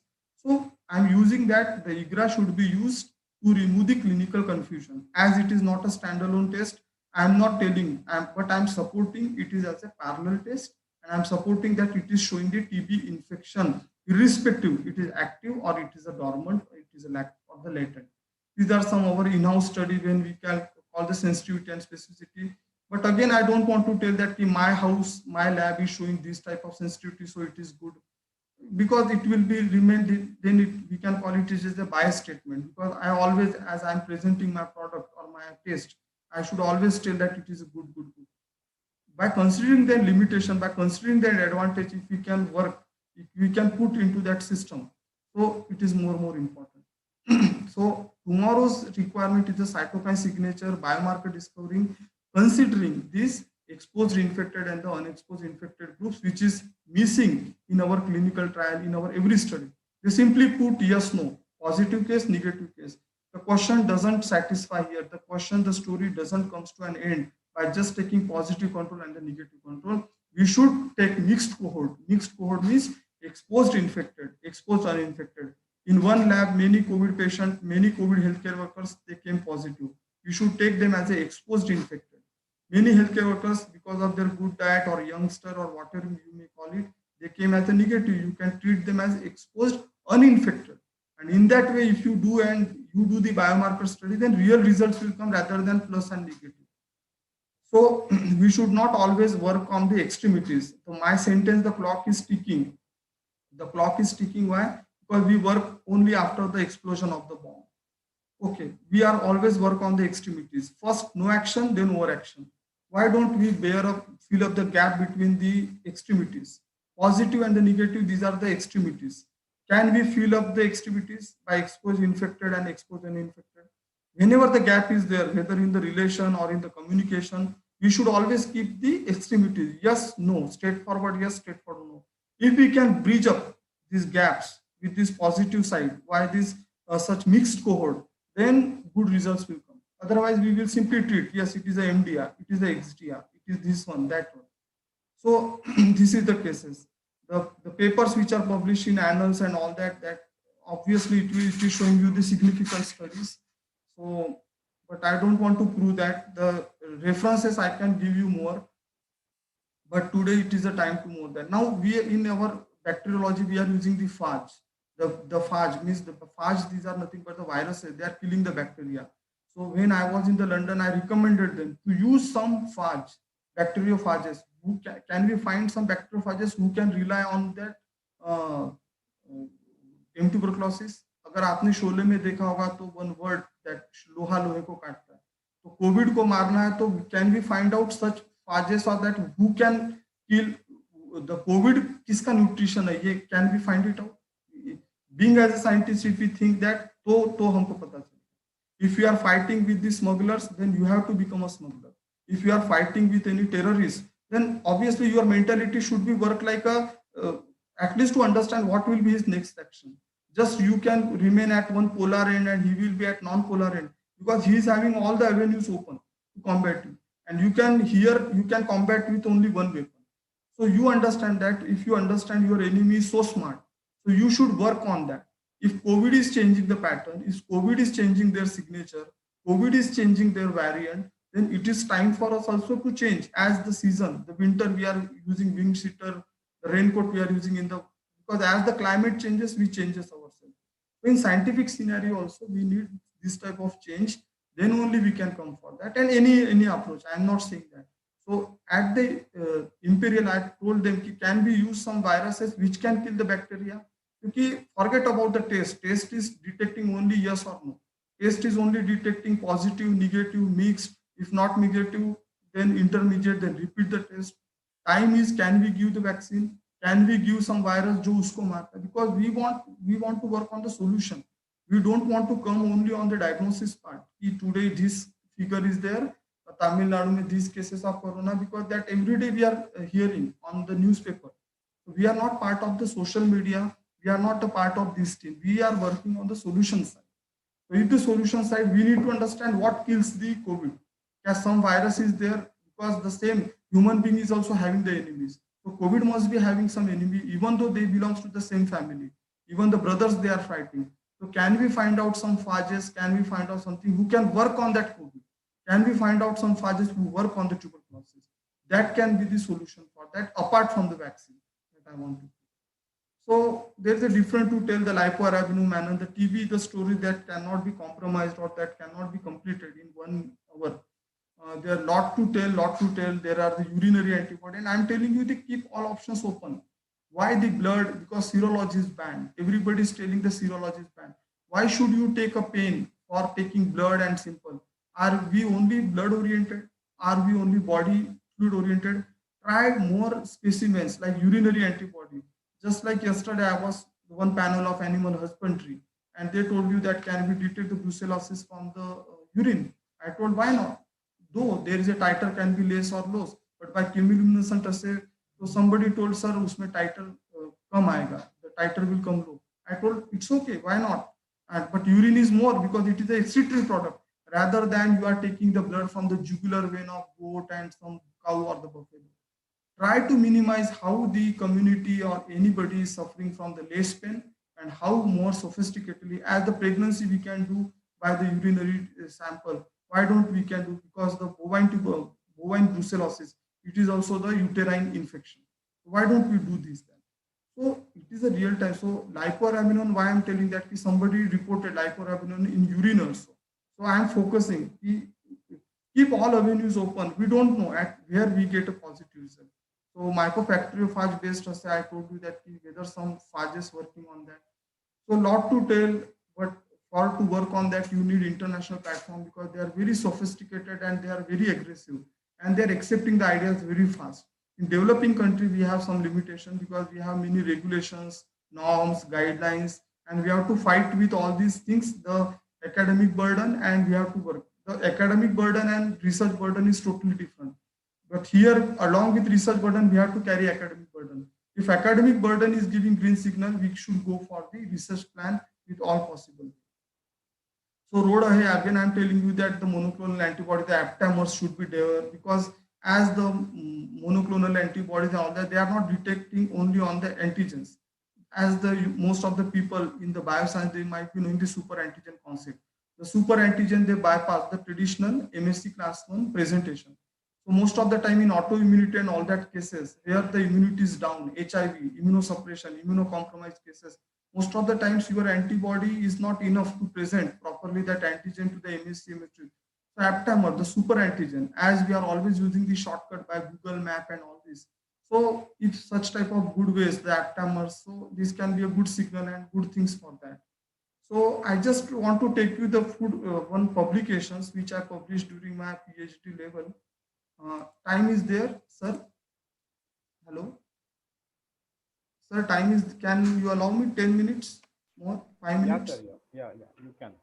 So you might be thinking that why I'm telling you to 2009 stage. That 2009 first time the serine protease in tuberculosis was reported in culture, and it is blocking the exenic culture and the human macrophages. So protease, always we tell that all our body, the protein regulations are going on, the inflammatory cytokines which are getting developed. These are nothing but what? These are also the protein. So can we think for some proteases which can work on that? Even if somebody is killing MTB interferon gamma, it is indirectly killing MT. So first time the serine protease ES31 we reported, and that published was Scandinavian Journal. And I'm still happy that I'm getting most of the citations till now from my 2009 study. So clock is ticking means again I'm going back to my past. Again I'm going back to my 2009. Again I'm going back to the culture, because I understand that we need to understand some proteases, some inhibitors, some biomarkers which can kill, because killing serine protease, it's blocking its multiplication either in exenic culture or in macrophages. So if I'm blocking their serine protease, it means I'm killing the mycobacterium. So overall, I want to say that when we do the biomarker study, apart from extremities, we should include exposed infected, unexposed infected groups. We should do biomarker study thoroughly in all possible specimen, considering all possible tests, because this platform is not for this test is good, all tests good, all are good. All are our people only. All these tests are developed by scientists only. So this is not a time to distinguish or discriminate that this is bad. Someone can work at good level, someone work at bad level. Army can work nicely at border level, police people can work at this level, healthcare workers can work at the city level, traffic police can work at the road signal level. We have to give equal importance for all. I'm just giving you my two patent just scenario that after thinking that I started working again on the MTB culture, and I find out the last 2 months I filed one patent, two patents. I will just go into that, and I will just show that we have implemented, we have enriched our tuberculosis culture with some amino acids and some nutrient, because overall it is the play of nutrient. You will obviously go to the restaurant which will offer you more good food in less price. So wherever the sale or wherever the good nutrition is there, obviously you do. So one patent was filed, the composition of the growth supplement for tuberculosis in liquid culture medium, and also for the solid medium. This one patent, and that is the mycobacterial, that enriched solid culture medium that we filed recently, and its process of replication. So again, we come to the point that even gold standard is TB, is culture. So why should not we improve the culture only? Because when we are taking all the tests, the serology we work, it get banned. IGRA we work, they tell that it is indirectly banned. Every test we are putting, somebody tells, sir, it is working this, but not working this. We want to tell you that you will not get answer from one test. Just like restaurant, you will get different types of variety. You will not find one restaurant where you will get all type of food. And if you want them, then you have to prepare such type of food when all the facilities are available. So I came back again to 2009 and I worked on that. So again, think it is time to more work on the immunity markers, protective biomarkers, because the question relies on itself. जैसे उड़ के हम फिर से we come back to our original place. In culture, in MTB and all that, we will fight, we will get the real solution. Only thing, we have to roam around it, and we have to take every possible signal, positive. So I think I should conclude here without taking much time. I should appreciate, with my limited experience, I can satisfy or answer any of your queries. Thank you so much, sir, for your wonderful presentations, and it is very informative. With kind permissions, I shall take some questions from participants. Yes. Yes. So, sir, first questions from Avinash Gaikwad is interested to ask you: is there any single globally accepted test for diagnosis of TB? Yes, Gene Expert. Gene Expert is for the WHO recommended. It is for pulmonary TB and only for rifampicin resistant. You might be knowing the 5 tests: rifampicin, isoniazid, pyrazinamide, streptomycin, and ethambutol. So this WHO recommended test is only for rifampicin. But other HENS, LIFES, and other MDR tests are also there, which are WHO approved. So no doubt. So at least you are having in hand Gene Expert, culture test, and even the BD is come with the backtech test, giving 14 days. My patent, whatever I patented, it is giving results in 3 to 4 days. But still, we are undergoing more validation before coming to the conclusion. Okay, sir. One more question from Avinash Gaikwad. As our uses of antibiotics, microbes develop resistance to the antibiotics. So any new generation of drug can be used for eradication of TB? See, what if anything new coming in your body, so obviously that antibody titer or antibiotic titer will be increased. So we have to rely, that's what I'm telling you, we have to rely more on the protective biomarkers. The wrong practice of the some, I should not specify some homeopathy doctor or the, we should not call Ayurveda or homeopathy, we can unqualified झोला छाप doctor, just 1 month के ऊपर खांसी आता है तो India में वो बोल देते हैं TB, थोड़ा सा कहीं ब्लड या ऐसा कुछ आ जाता है तो they will call it as it is a positive. So because of overdose of this treatment, all this resistance and all this, we have to realize that is the answer, that we should develop more protective immunity. The same in the case with the COVID also. Okay, sir. One more question, sir.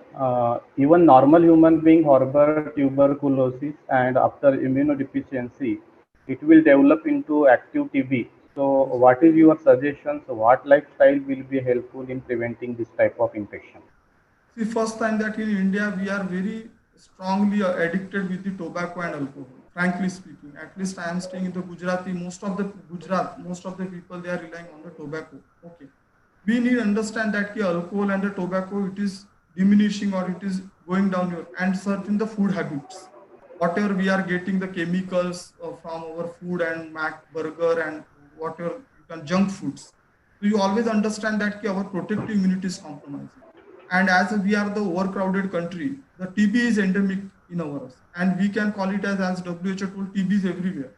So he's just waiting. He's just waiting. Once your immunity is going down, if you are staying in Mumbai or overcrowded, if in local, one person is infected, active TB is entering, so no doubt that he is gifting that TB to all over the passengers who is traveling along with him.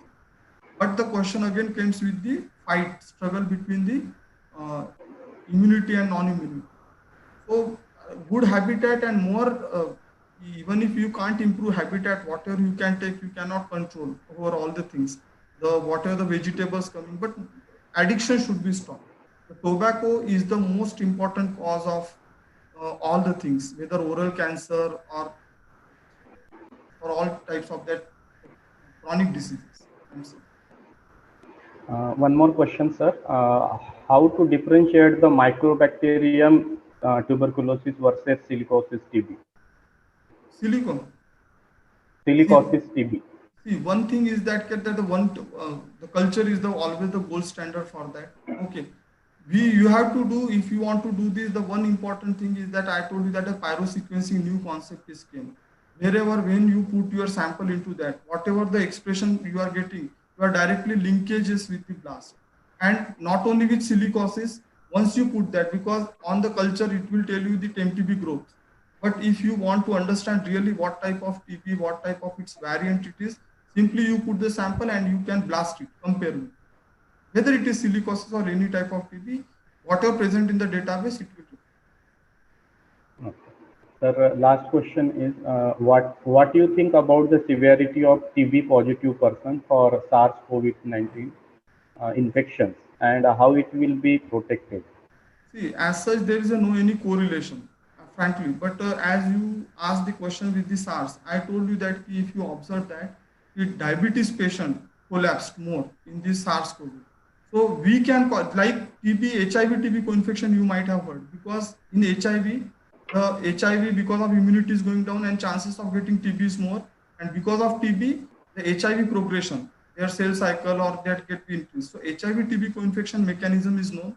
As such, with the TB, there is a relevance of SARS is not properly reported anybody, but diabetes, I can say the patients who are getting collapsed, you can call it type 2 diabetes basically, because most of them above 50 years persons, they suffered, even youngsters also.